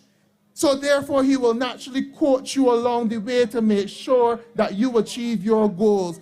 That is a man that you can work with. He is a motivator. He got the Barbados Labour Party trembling. So cause them to tremble some more and work for you by giving Floyd Reifer the vote tomorrow. So give Floyd the vote. Back with Reifer. Them St. George North people from 6 o'clock tomorrow morning, even if they put something in your hand, still make sure that you go to the polls and you vote for Floyd Reifer. Don't sell your soul don't sell out your soul. Vote for Floyd Reifer. Give Floyd the vote and give the Democratic Labour Party and Floyd Reifer a chance to put your case for justice as he has done with the dump at Lower Estate, and you will see things start to happen within the St. George North constituency. I thank you, St. George North. What you're going to do tomorrow? Vote for Reifer. What are you going to do tomorrow? Righty there, you got it. Be batty with Reifer. Give Floyd the vote. Let me give Floyd the vote. St. George North is supporting me. Give Floyd the vote. Let me give Floyd the vote. Representing for the young man. Give Floyd the vote. Let me give Floyd the vote. Can you explain for those who were not there your topic, pedigree politics, and what it means for you as the representative of St. George North? Well, yes, I spoke about the pedigree politics, and obviously everybody saw the video. And Miss Bradshaw talking about pedigree and Tony Moore's pedigree and lineage and all of that stuff. So that rubbed a lot of people the wrong way. It certainly rubbed me the wrong way in terms of how can you say a pedigree? I mean, like we don't have no pedigree. Only certain people could get into politics. only certain class or status of people that can do things in Barbados. How can you downplay what other people have done? Or what about the Irishman that come up in a working class home that went to school and study hard? Well, he ain't got the pedigree, so he can't go for it. You can't say those things. I don't think a lot of people in Barbados took it the right way. Sorry, not took it the right way, but they took it hard, right? And I think that was bad to say. And it shows up in the politics. You know, contracts come out, friends and family get the contracts. You know, many people get positions as friends and family. You know, every big deal that goes on is family or somebody that in your status. And that's what happened. And look at it now, and they made an example. You know, the Barbados Labour Party, they bought the land from Miss Ram to build the hotel. Now, this is the same hotel that they have strongly opposed when the Democratic Labour Party was in power. But you can find money to build a hotel, right? But the people at lower states suffering. So we don't care about those people, they don't matter because they ain't got the pedigree. Right? So this is the pedigree politics, and it could go on and go on and go on. You're talking about in terms of how we look at things in this country. So if you're a sportsman, if you're not a doctor, lawyer, or engineer, that means what? you can't have a seat in Parliament. So Ray Saul was a cricketer, a great cricketer, and he was Minister of Tourism. He was. So that pedigree politics thing, I mean, we have to, stand up and fight and continue to push, our program forward. We need to give people opportunities, right? And that's, people can say that, and this government can say this, because when you give one party 30 seats, when you give one party all the power, they can do as they like. And that's what's happening right now in this country. People are afraid. People are fearful. And I can say, I'm not afraid to say it. I fear no one but God. And people are fearful. We should not be living in this country like that. This is a democratic society. And the sad thing about it, all these politicians are friends, All of them are friends. They get and come together and the secret shots and stuff, and they talk and laugh and stuff. But John Public, no, gotta suffer because use a B and use a D. So if you use a D and use a B, you're gonna suffer because I'm backing you and you're backing me. It's foolishness.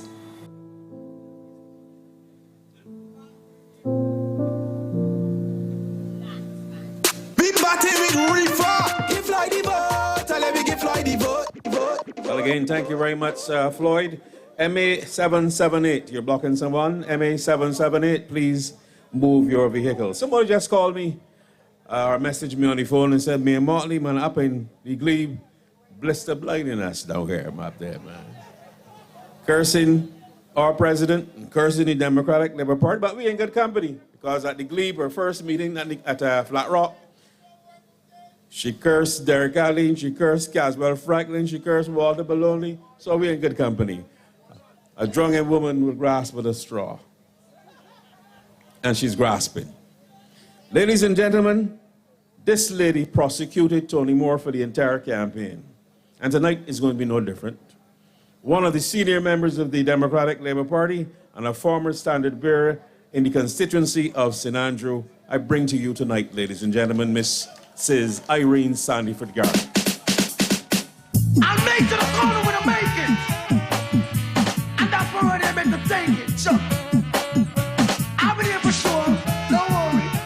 I'll miss them. Bam, bam, bam, bam, bam. It's not an easy road. How many see the glamour and the glitter, so them think I better rose. Me say, who feels it knows? Ooh, Lord, help me sustain these blows. I cry, it's not an easy road. How many see the glamour and the glitter, so them think I better rose. Me say, who feels it knows? Ooh, Lord, help me sustain. Why? From the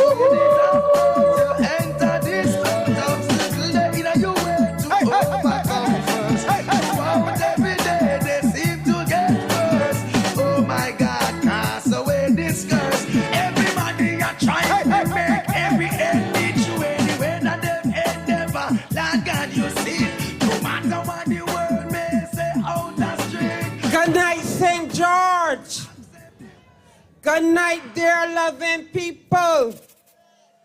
It's not an easy road. Not an easy road. And yes, I got my basket. Because I know every time I bring out this basket, they curse me. And they just bring it out for purpose. Because they're dirty. And they need rinsing. Rinse them out. Talk not, you can't talk. Look, the laundry.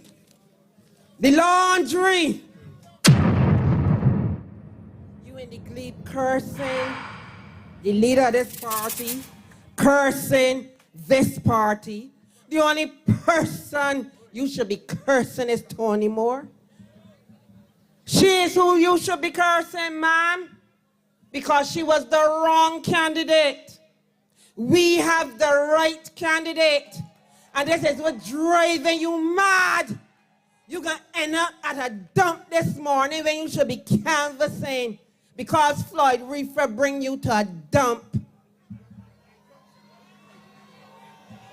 I have never, ever seen anything like it in my life. A whole posse at a dump, and you got an election to win. A dump you had 2 years to close. And you stand up in front Barbados and tell them you got studies and you don't want to use it as a political football and this, that, and the third. And people using inhalers. People can't hang out the clothes. They can't eat the food. And you telling people you don't want to use it as a political football? I thank God for Floyd Lamont Reifer. Because St. George North had not for Floyd, you would have nothing done.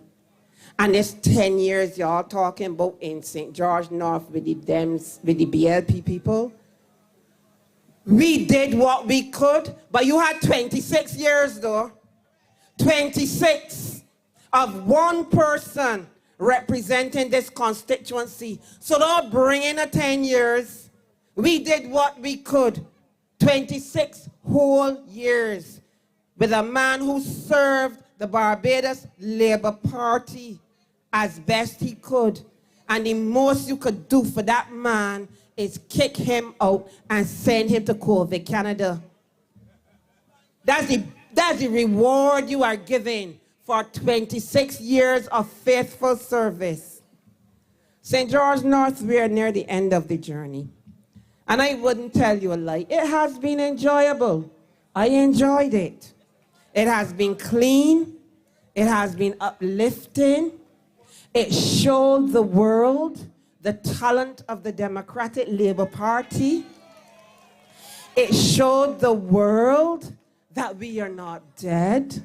We are alive and well, and we were just waiting for the opportunity to show the world that we are back and we will win and we will show Barbados that we are the party of the people. We did our best and we did good on our road to victory. I heard my brother Richard Seeley last night speak about this being the worst campaign he had ever seen with the Barbados Labour Party. And he is right. Because what I do, I don't watch them live because my stomach can't take it. So what I do, when I am busy cleaning or cooking, I put them on to hear what they have to say. And they had a tired platform. I heard somebody else say so online. Tired platform, cursing people, insulting people. You can cut out Floyd Reifer, throw it like Floyd Reifer do you something. And you should never, as an elderly gentleman, be uttering those words when you know your record in this country. And I hope Floyd call the police. I would have called the police. I like police, you know. I like police and I like lawyers. And he had a right to call the police. Because when that man says he can cut out his swallow pipe, they're serious words. They're dangerous words. That's a threat from a man who you should be frightened for. But that is the desperation, the lies. Last night, when I played back what was said by the one who does bring in to be nasty and talk about the politics of nastiness, that one claimed free education. That's how desperate they get. The girl on the platform has said that free education belonged to the Barbados Labour Party. That was as much fun as watching the debate. I forgot to show you this though.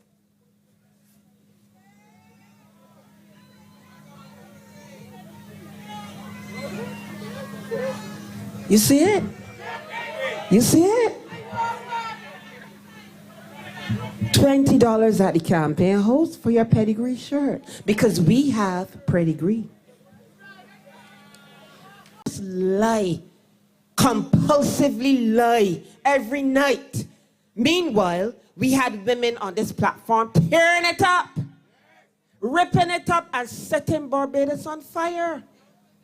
All they could do was bring in some steel old speakers to lie, threaten, and insult. So they claim that they put people first. So they had to ask, are these people the workers who for 6 weeks the leader of the country's largest trade union has ignored? These are the people they put first? Not a word for those 6 weeks from Floyd's opponent on the part of the farm workers in this country, the shop assistants, the domestic workers. The last time the minimum wage in this country was raised was under the Democratic Labour Party in 2012. We raised it.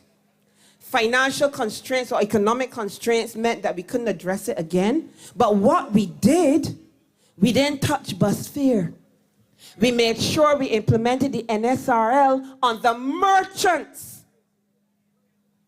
And we tried our best to minimize our layoffs, because we understood our role as a caring government.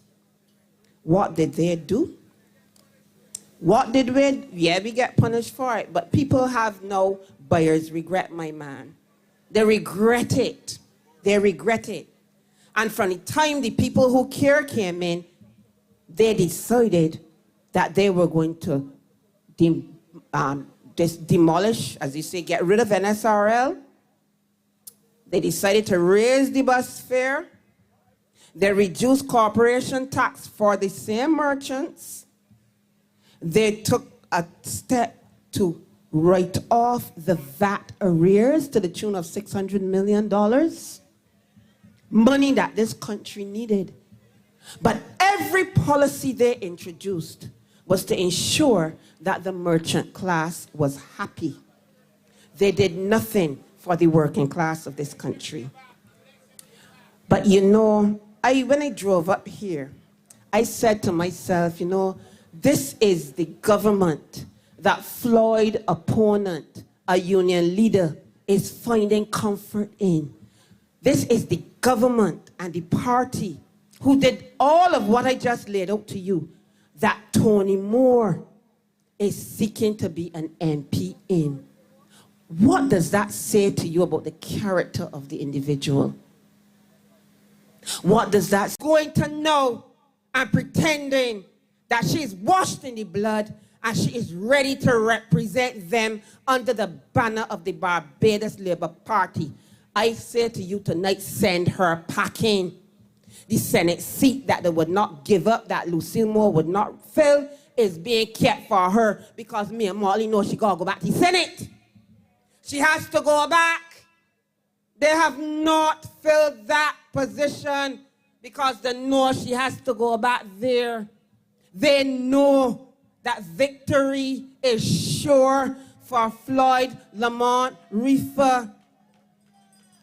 They know. And when you watch them and listen to them, they're happy. They're not comfortable.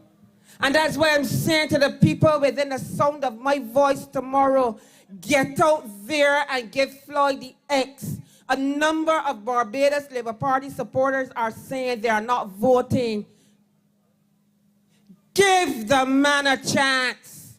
the Dems will vote. And when the Dems vote, they mean it. You now have to understand you have to vote for St. George North's future. Everything this man highlights is being addressed by these miscreants. Everything. And he ain't in yet. You have a responsibility to your constituency to get Floyd in there. So if you are a B, vote for he. I am telling you that. Back to this person. During this week, I drove through St. George and St. George North. They realized a whole set of new posters up. Some big posters with new artwork. God, she looking beautiful now. Now, when you have to do over artwork like that, when you have to Photoshop and you got to work on those posters, it costs money. Now, they're wrong. All that show me is they have money. They're big, they're bold. You've teared down Floyd, but Floyd is a man of strong spirit and character. So the psychological warfare can't work on Floyd Reifer because Floyd Reifer was a cricket captain. And you can't get in the head of a man like Floyd. And that's what they fail to understand. And they didn't expect we would have had a candidate like Floyd. That man has a mental capacity to organize, strategize, and nullify, and deliver. And they can't understand. So they could tear down all the posters they like and put up all of the Photoshop pictures of Tony Moore. But it can't help because that psychological warfare is lost on our team. And they got a lot more like Floyd in the DLP. Our backs are broad and our minds are powerful. Powerful. So they can't get in our heads. So they go and spend all that money. And I'm saying to myself, well, I know a poster costs at least $75 if you're buying them in bulk. If you're buying them in small amounts, it's about $100. These people had no less than $500,000 in posters alone. We count them. We count them and we work out the mass. And tonight I want to find out from the Barbados Labour Party government and Mia Motley and the Tony Moore, who in the private sector in this country paid for those. Because I know the BLP paid for them, the bank account is not that deep.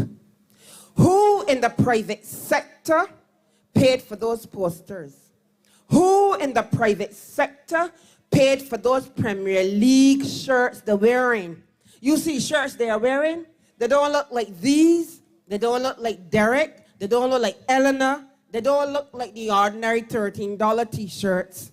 These people are wearing exceedingly expensive Premier League shirts. $30 and $40 a piece, and Sam Courie and the Duppy wearing them. And listen to me carefully. We need to know who is paying for this election campaign in the middle of a crisis where every business is telling you they are not making money. And I want to know from the Barbados Labour Party government and Mia Motley and Tony Moore, have any of these private sector entities been before the tribunal for their workers? Where is sound effects, my man? I ask a question. Have any of these businesses been before the tribunal?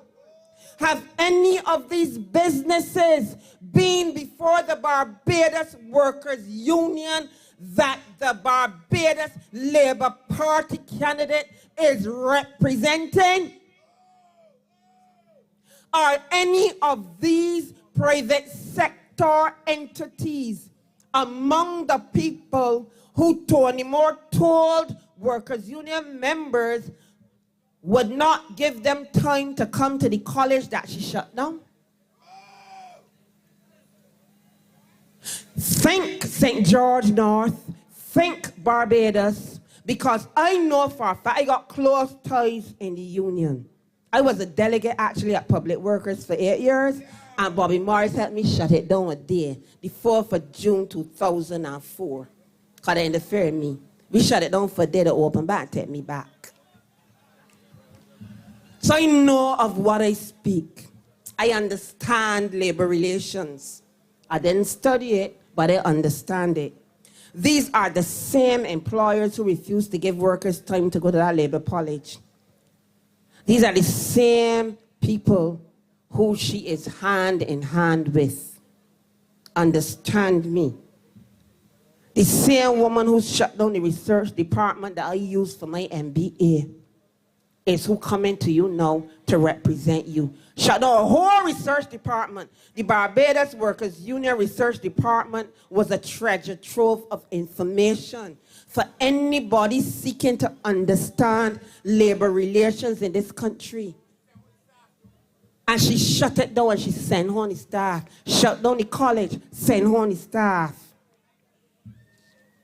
Nothing this individual has managed is worthy of note. Nothing. And to this day, she is still hiding behind Trotman. I don't even know what to call it. Court. We don't wear no coats. She hiding behind Trotman derriere. Because that is always with him. She hiding behind Trotman derriere. And she's currently hiding behind Dwight and Mia Amor Motley.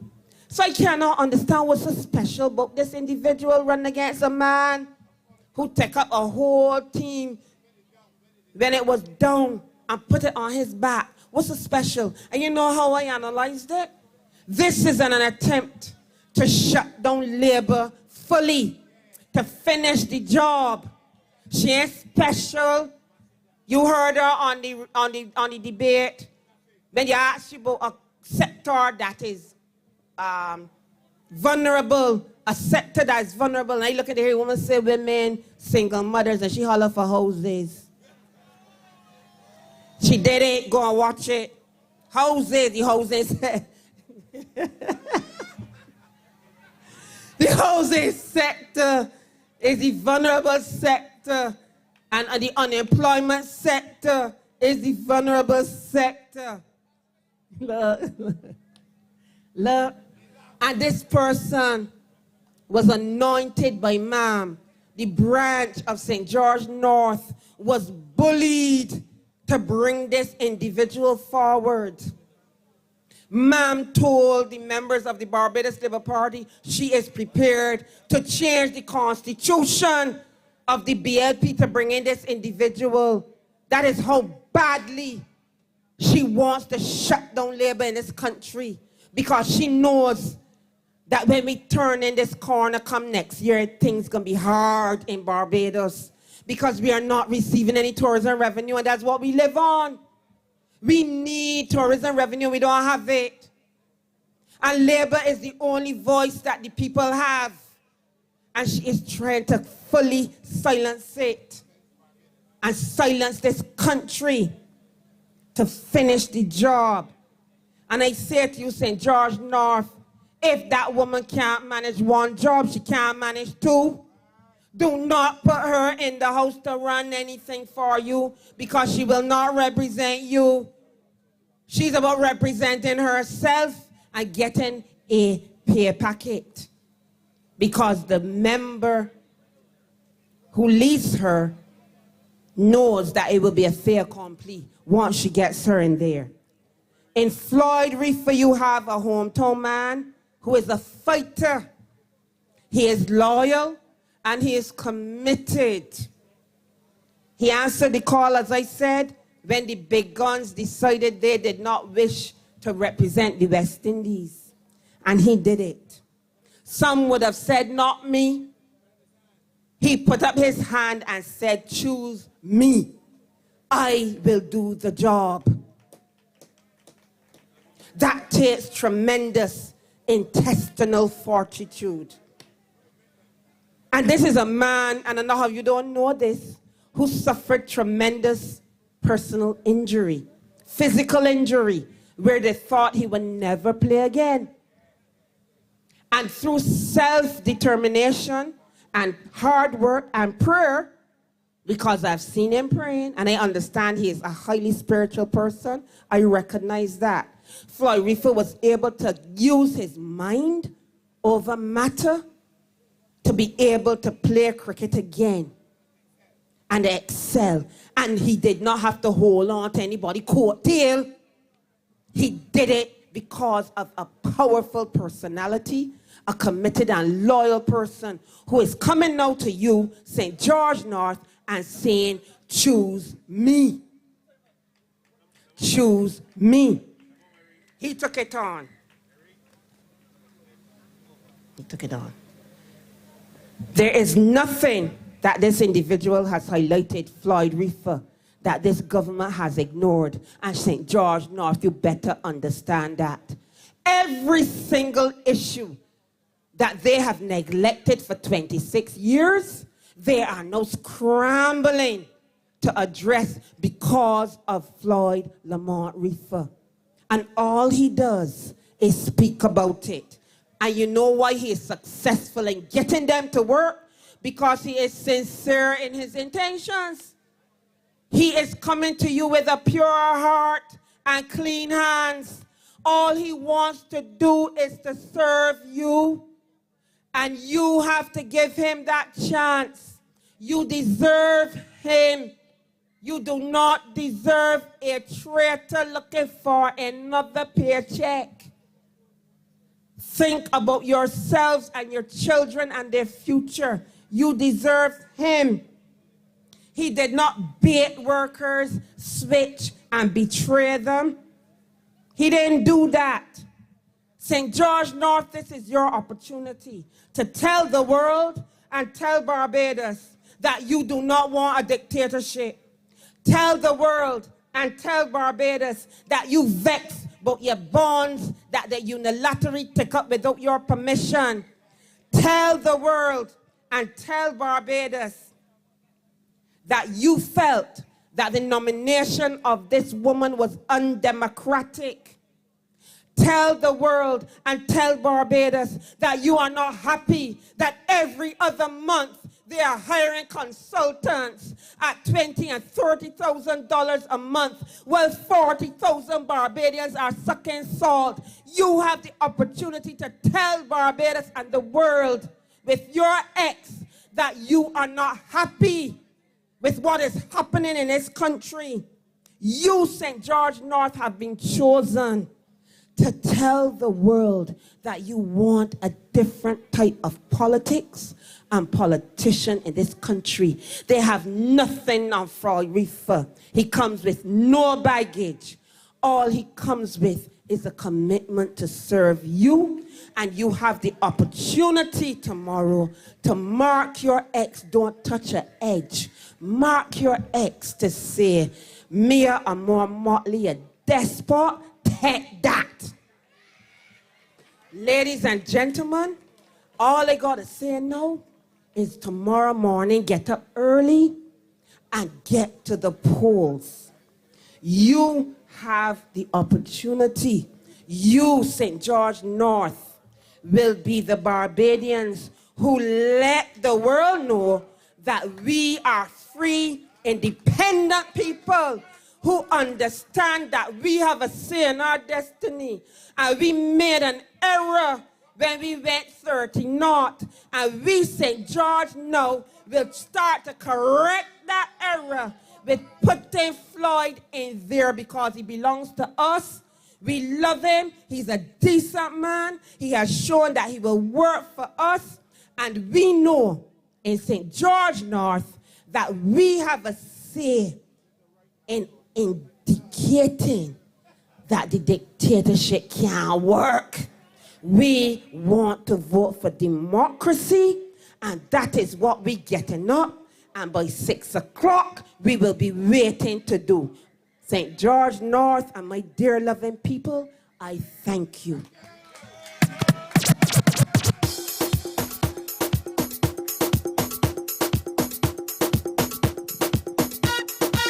I see people dressed in costumes.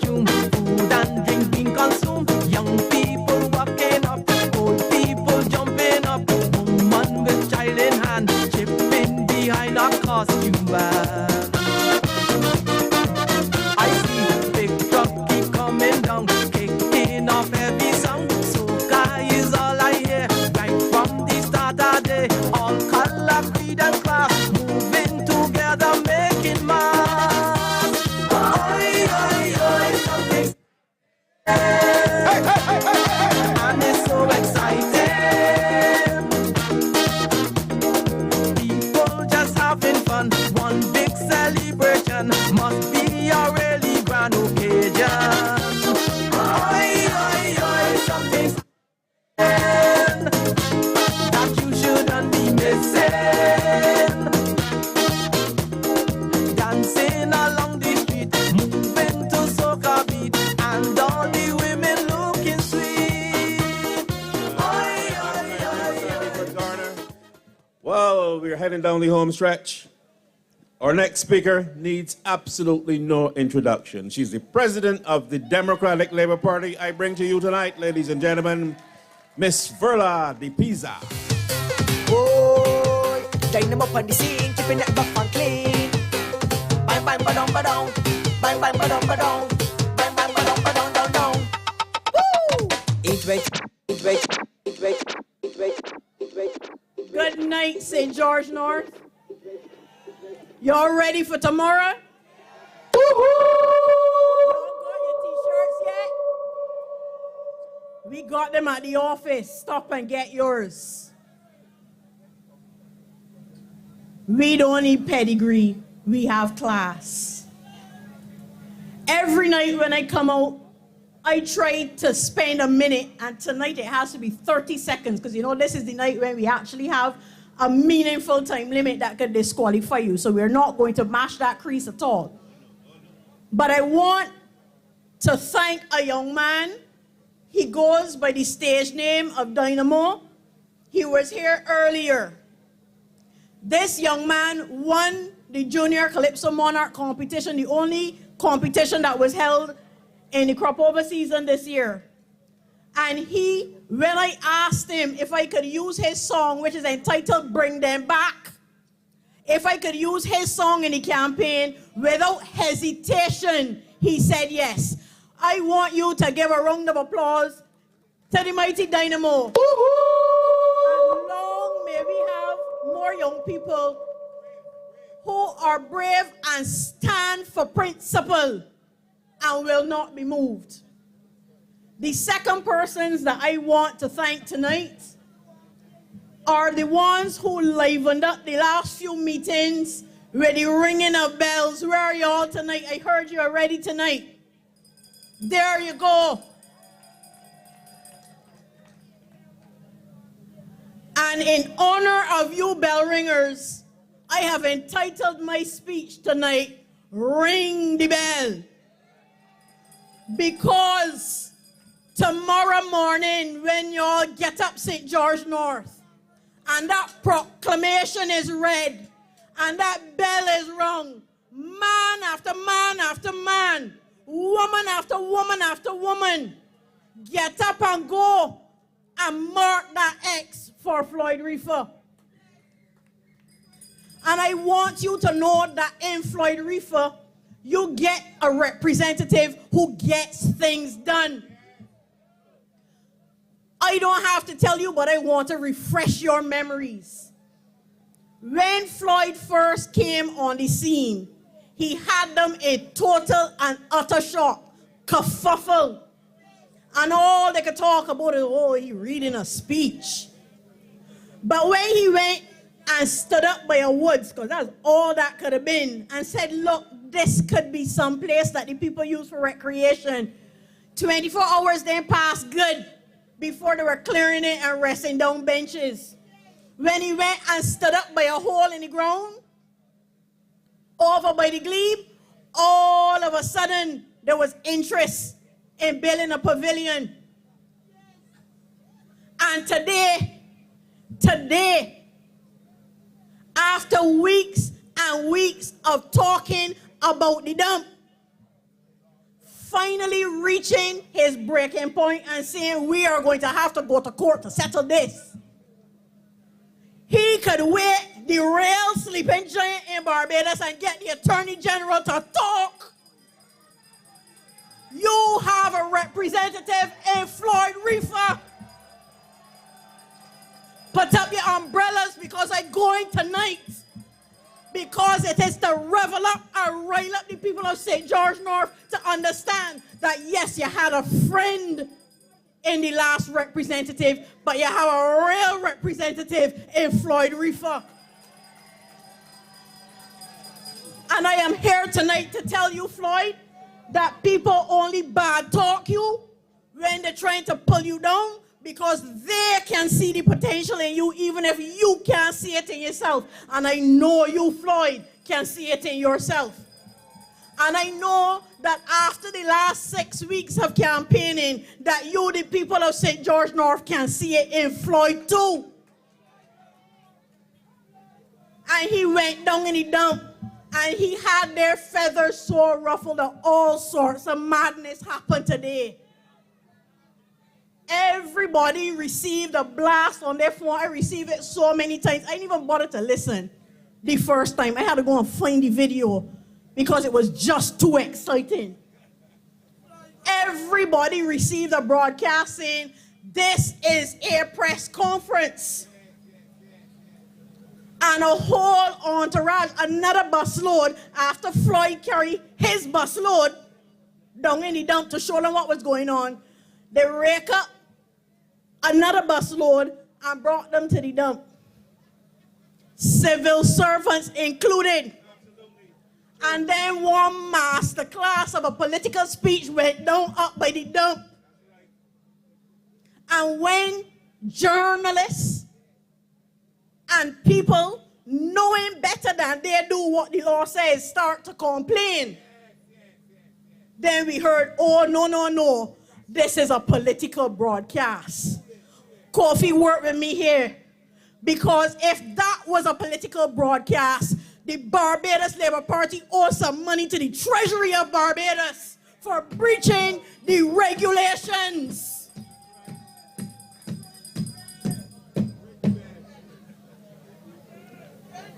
In the regulations, Kofi, you ready for me?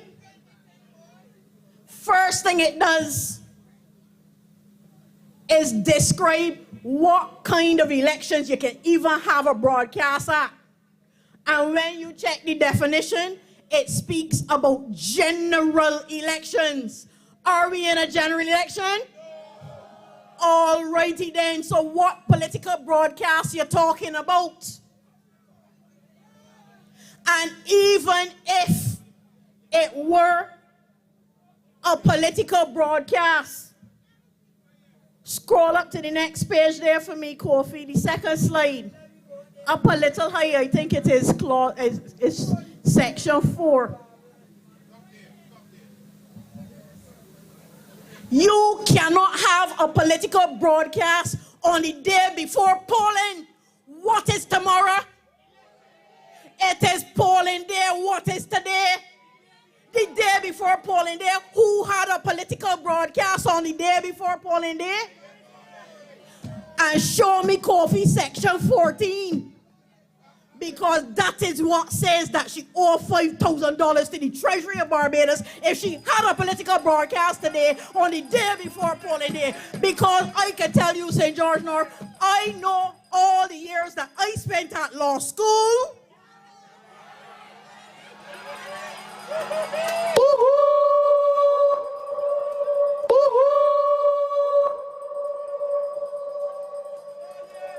I can tell you how to read. And I can tell you that if they had gone up there with a script today, they wouldn't have made all of these elementary mistakes.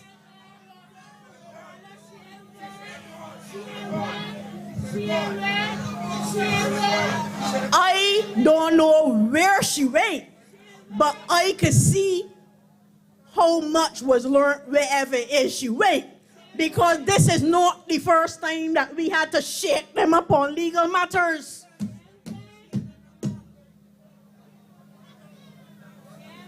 St. George North, when people trying to pull wool over your eyes, they would say all kind of things.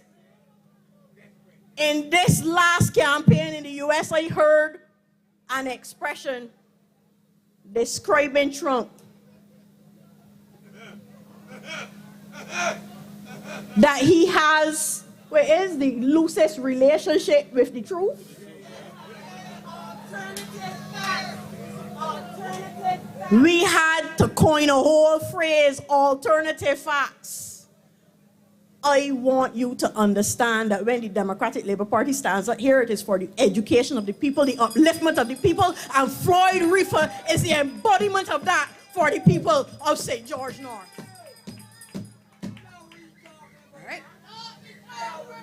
We know what quality representation is because it is what we have been exemplifying over the years. There may have been times when we didn't express ourselves correctly, and you can ever bet we have learned the lesson of history, and we promise you we will never make that mistake again.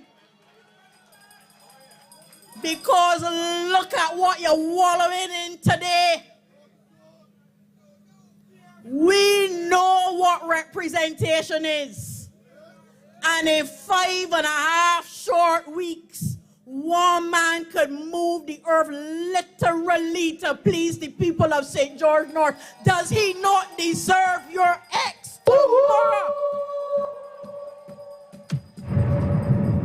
This is the clarion call. Ring the bell.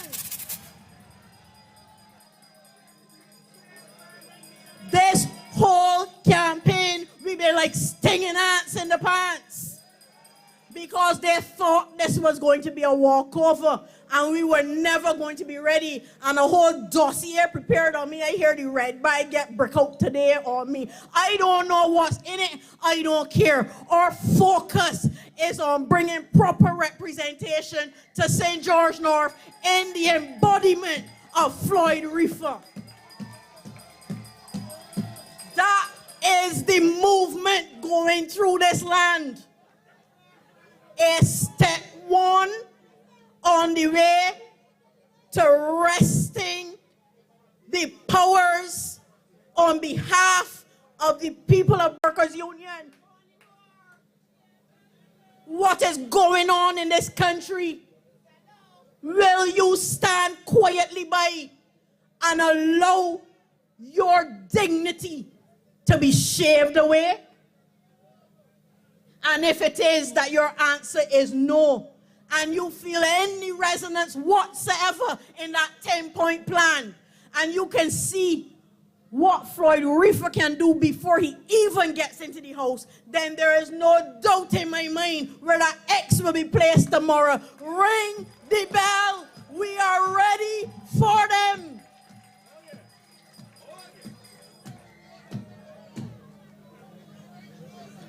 And I throw down the gauntlet tonight. Call another one. We ready for them too. We will wrap up this one and move to the next battleground and fight just as hard as we did in this one. And I have no doubt that the energy that I felt coming from you and that I know you felt coming from this platform every night it is mounted is going to energize this entire country, a whole and utter and brand new Barbados, born of its people. Going back to the roots of the Democratic Labour Party to bring a future worth having to our people. And tonight, St. George North, having walked and talked with Floyd Reifer, I can lend my voice and you can lend your ex tomorrow to bringing decency back to St. George North as a first step to bringing our people up across the country. Ring the bell. We are ready. St. George North, come out in your numbers tomorrow, ringing the bells, shaking and standing firm though, as you do what is right and proper and necessary for your constituency. And Barbados will thank you for it. Ladies and gentlemen, I recommend highly to you Floyd Reifer, and all night long as you ponder I hope you feel the same way too. Because tomorrow is a watershed day in this country. And after tomorrow, as we escort Floyd up the steps of Parliament to take his seat amongst those who feel they have pedigree, he will show them what it is to have class.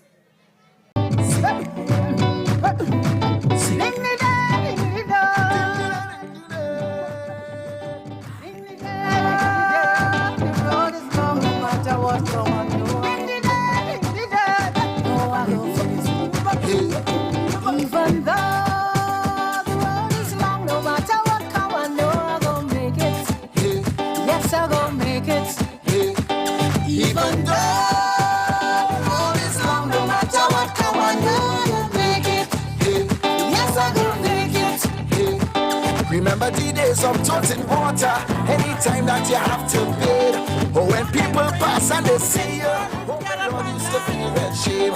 Wondering if this lasts forever, wondering when you will feel proud. If it's one thing Daddy didn't tell me, there is sunrise after each cloud. I say, even though the road is long, no matter what come, I know I'm gonna make it. Hey, oh Lord, I'm gonna make it. Even though the road is long, no matter what come, I know I'm gonna make it. Hey, yes, I'm gonna make it. Right here, but I'm catching the power. Feeling the bass and I'm catching the power. Don't know what to do, but I'm catching the power. It's a spiritual feeling, but I'm catching the power. Tripping on the road, but I'm catching the power. Ladies and gentlemen, that is what you call preparing the wicked. Because tonight, the night belongs to your candidate, your next representative, Floyd Reifer. You have heard him all campaign long. Tonight, he winds up. Tomorrow is your turn. And so, I beg of you, the same undivided attention you afforded me, that you give to our candidates. Floyd Reifer, champion of cricket, champion tomorrow.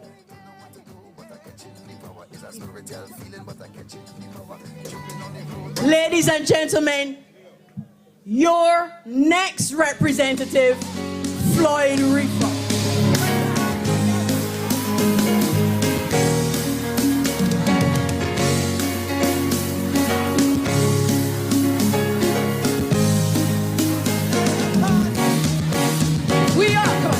We are a chosen generation, all for to show His excellence. All I require for life, all I require for life, God has given me, and I know who I am. we are a chosen generation. We are a chosen generation, all for to show His excellence. All I require for life, God has given me. I know who I am. I know who God says I am. What He says I am. The way He says I am. I know who I am. I know who God says I am. Where He says I am. Where He says I am. I know who I am. I'm walking in power. I'm walking miracles. I live a life of favor. Cause I know who I am. I'm walking in power. I'm walking miracles. I live a life of favor. Cause I know who I am. Come on, dance for the Lord.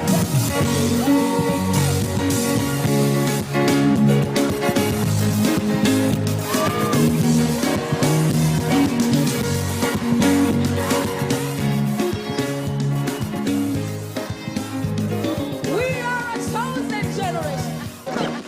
Laura State.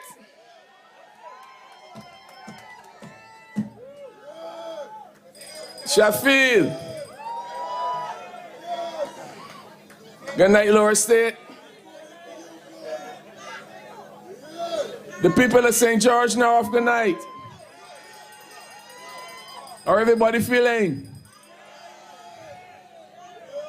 Be ready to celebrate? Yeah, me too. I'm confident.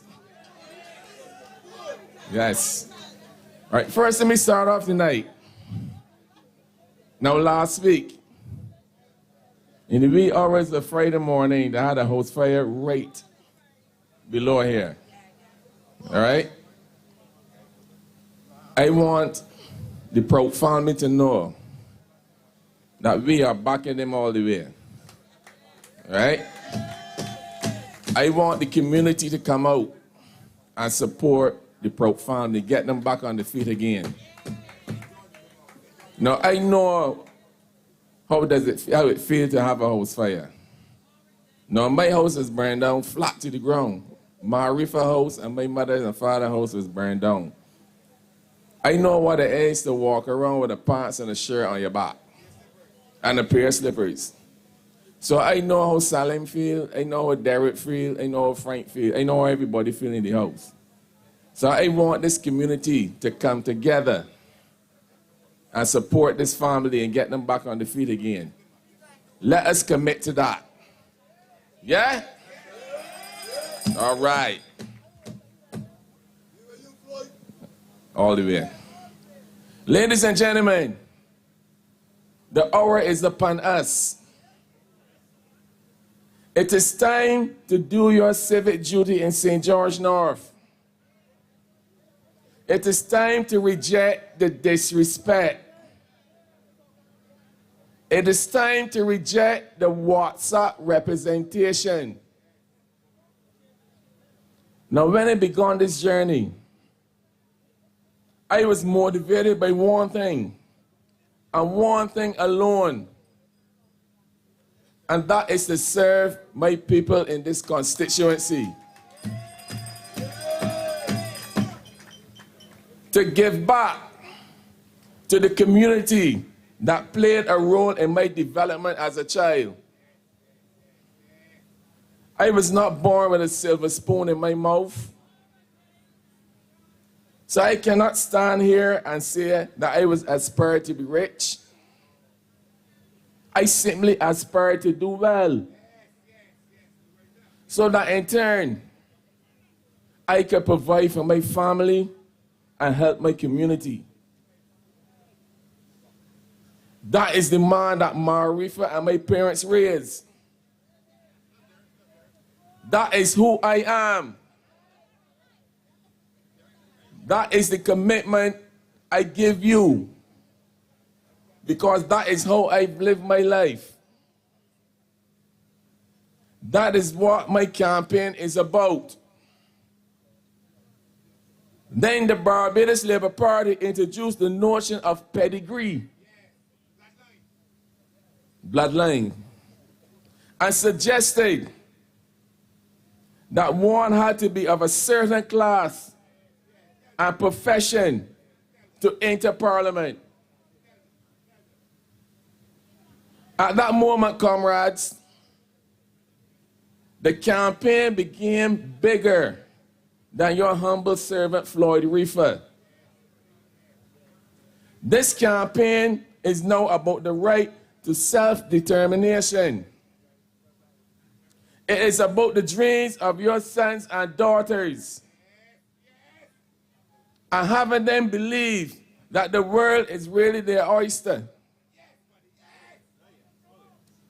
That they can become whatever they want to become, regardless of the class or financial circumstances.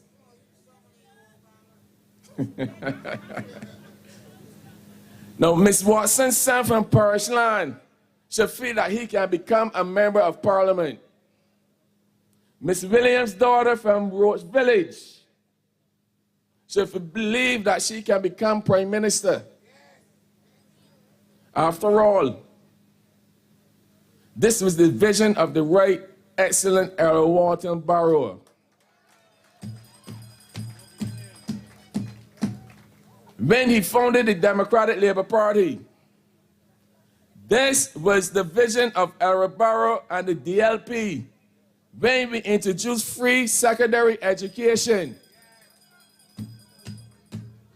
Well, this is the vision that drives me. And this is the vision that I have for the people of St. George North. And this is what I will work night and day to achieve on your behalf. I ask you to walk with me. Send the boy from parish line to Parliament. Send me down there, ready. Hey, ready. Remind them that the skipper's vision is what set this country on a path to independence. Back with me tomorrow. Do not let our Barrow's party continue to have no voice. Give the Democratic Labour Party a voice and a seat. St. George North, you must give Barbados a credible opposition. The arrogance of the Barbados Labour Party knows no end. Their callous disregard and disrespect for you, the people of St. George North, is never ending. Now, when a mass of troops from Robert Street can descend on Lower Estate in my backyard and the neighboring communities and buy lawnettes while ignoring the stench coming from Lower Estate Courie, that is arrogance. That is arrogance. Imagine, after I carried the media to the Courie on last Friday, the only thing the Minister of Health can say is that he met with the residents to hear their concerns. That's all he had to say. And there will be a ministerial subcommittee to look at the issue. Now, the people of Lower State don't want a committee. They want action. I bet you we will hear they are hiring advisors and consultants. And we know how much money the government displays consultants. You remember the 81,000 in 3 months? You remember that? All right. And we know that next year, this time, all the promises that they've come and want promise the people of Lower Estate, that people will be still suffering around this time next year for the same dump. Arrogance. I tell you, it's arrogance. Once again, they demonstrate that they don't care. They just want to win the dress just to get your vote. But they have no plans whatsoever on fixing the problem. After all, they had 2 years to do so. 2.5, and they touch it yet. No, I had a laugh when one Mr. Sherry sending Wendy Burke to ask me for a meeting at 11 a.m. today. He got to be joking. Out of place. I thought the B said that I ain't a body. A whole minister of education get on the stage and say I ain't got no pedigree. And me say Bay Rick's got to go through she. What they want me for? But I lobbying for the people of Lower State. I wanted to know. I got them on the ropes.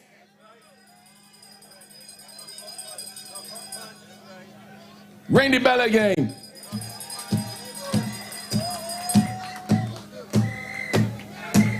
Because unlike the sellout that they have running, a political Judas, I will keep noise from my people. I will kick up dust to get results. And y'all see it today. I will be the fly in the ointment when they want to undermine and unfair my people.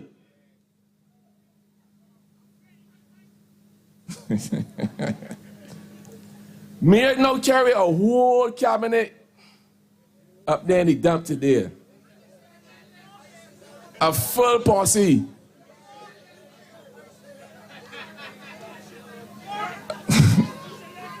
A full posse went up there today. As far as I'm concerned, it was for a photo op and media blitz. All form and no substance. All talk and no work. Definitely big words. And I heard Miss Mortley talking about facts. She's talking about facts. I cannot believe that Miss Mortley wanted to go and talk about facts. Yeah, it is amazing to see that all of a sudden the truth now at the center of this by-election. Miss Mortley, I want you to hear me from up by the glebe.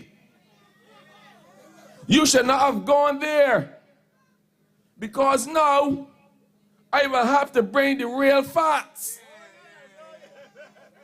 I want you to know that one of your rabbis that you're talking about today in the dump, you left it down there and they find it. Left it down by trade dump. So bring the rabbi here for me, man. Let me get it here. Let me see where this by here. You talk about the facts. I got the facts in here. Look. All the facts. I got it in here. Let me see where we're working with here, people. Laura Estate. Listen to me carefully. I got the facts. I find the rabbi that she had for Verla. I got it. Number one. Listen to me carefully. Don't carry the buy so far. I want the buy right here. Don't buy so far. Right here. Right here. Right there. Right there. Number one. Listen to me carefully.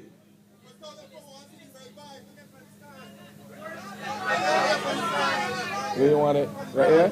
Good. That's the buy that yet left in the dump today. Number one, the operation at Laura Estate has been occurring since 2005. When Dale Marshall was Attorney General and Mia Mortley was the Deputy Prime Minister in Owen Arthur's cabinet. That is a fact. You listening?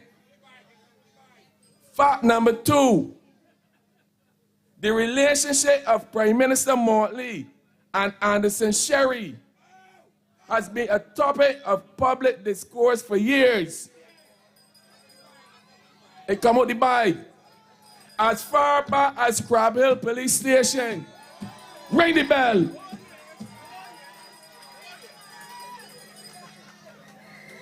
Now, this is the same Anderson Sherry who is the individual that operating the same dump at Laura Estate and sending messages to meet me. That is a fact. Ring the bell again. Prime Minister Mortley has now emerged after 2.5 years. But come today, wants to sugarcoat the issue. This will not be tolerated. We need the problem solved. Now, I brought members of the media here last Friday in the dump before this big blitz that I had today. People call me and say, I should go down there. I ain't going to go down there. Members of the media came, CBC, Barbados Today, Nation Navigator. Hey, bring everybody down there. Last Friday. As soon as we were setting up, a big truck was coming in there to the dump. Through that little rocky road. Everybody, people that live down here know the road. It's rocky and it's tight. When the driver saw us down there, the man jerking a reverse. I never see a big truck reverse so quickly yet.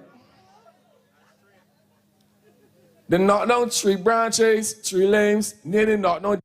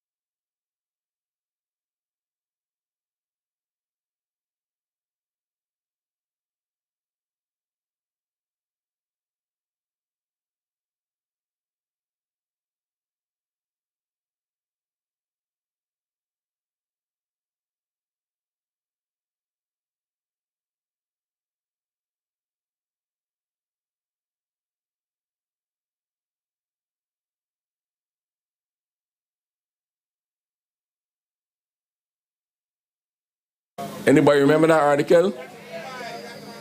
That come with the buy too. Listen to this. A recycling firm owned by prominent waste hauler Anderson Fairchild Cherry has been found guilty of violating zoning laws by using his quarry near the island's main water table as a dump. People following this? Cherry's company, Project Recycling Limited, changed the use of this land at the Lower Estate Quarry in St. George, originally zoned for mining, for solid waste disposal without the required planning permission. You hear that? A District A Magistrate Court found the offense was committed between November 10th and December 15, 2015.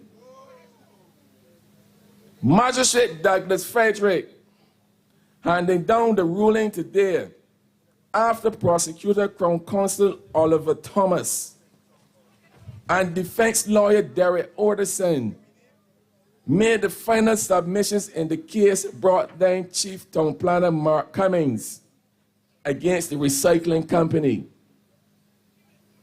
Crown Prosecutor Thomas said, listen to this, scrapyard is not the same thing as what we are dealing with in this matter.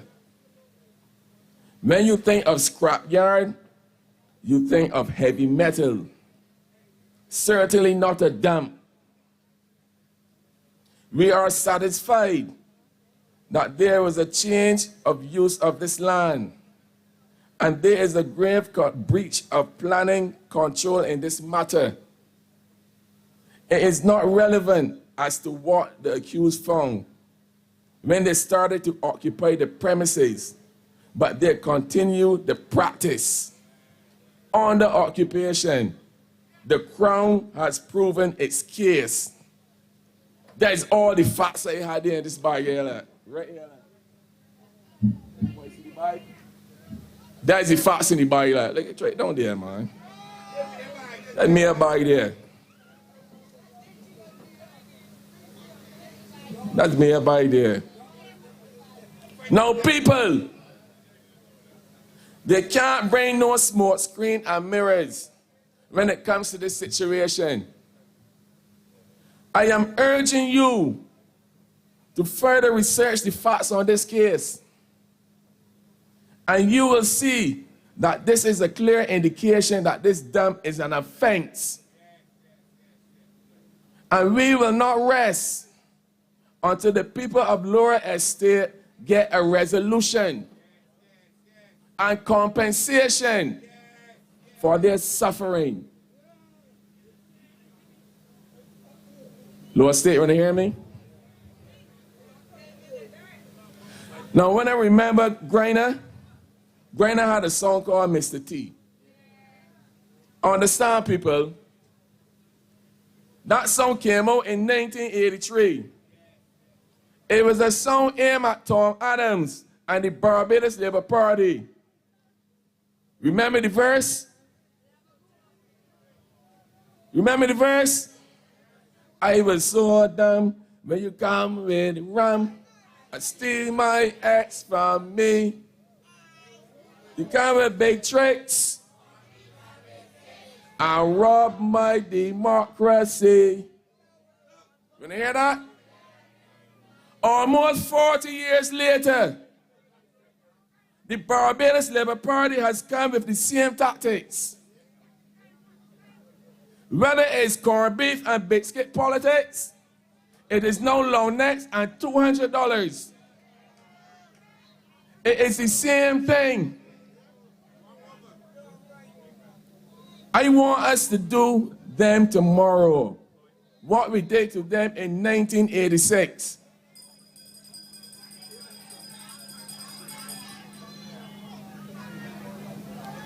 Tomorrow, this is what's going on, people. The time I got 7 minutes. I can finish.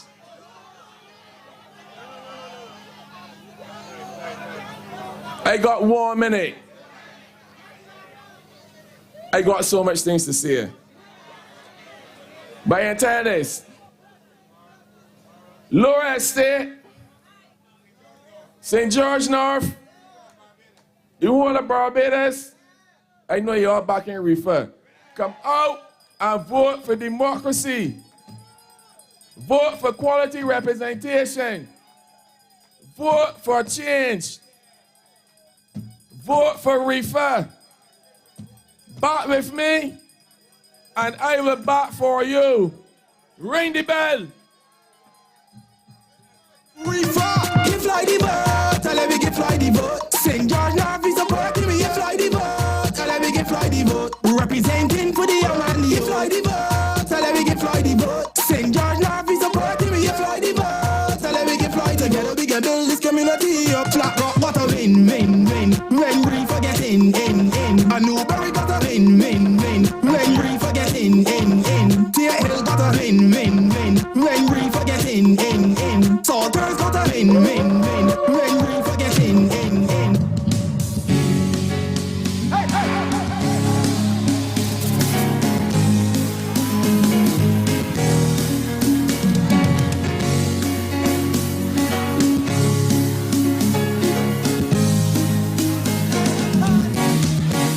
We are a chosen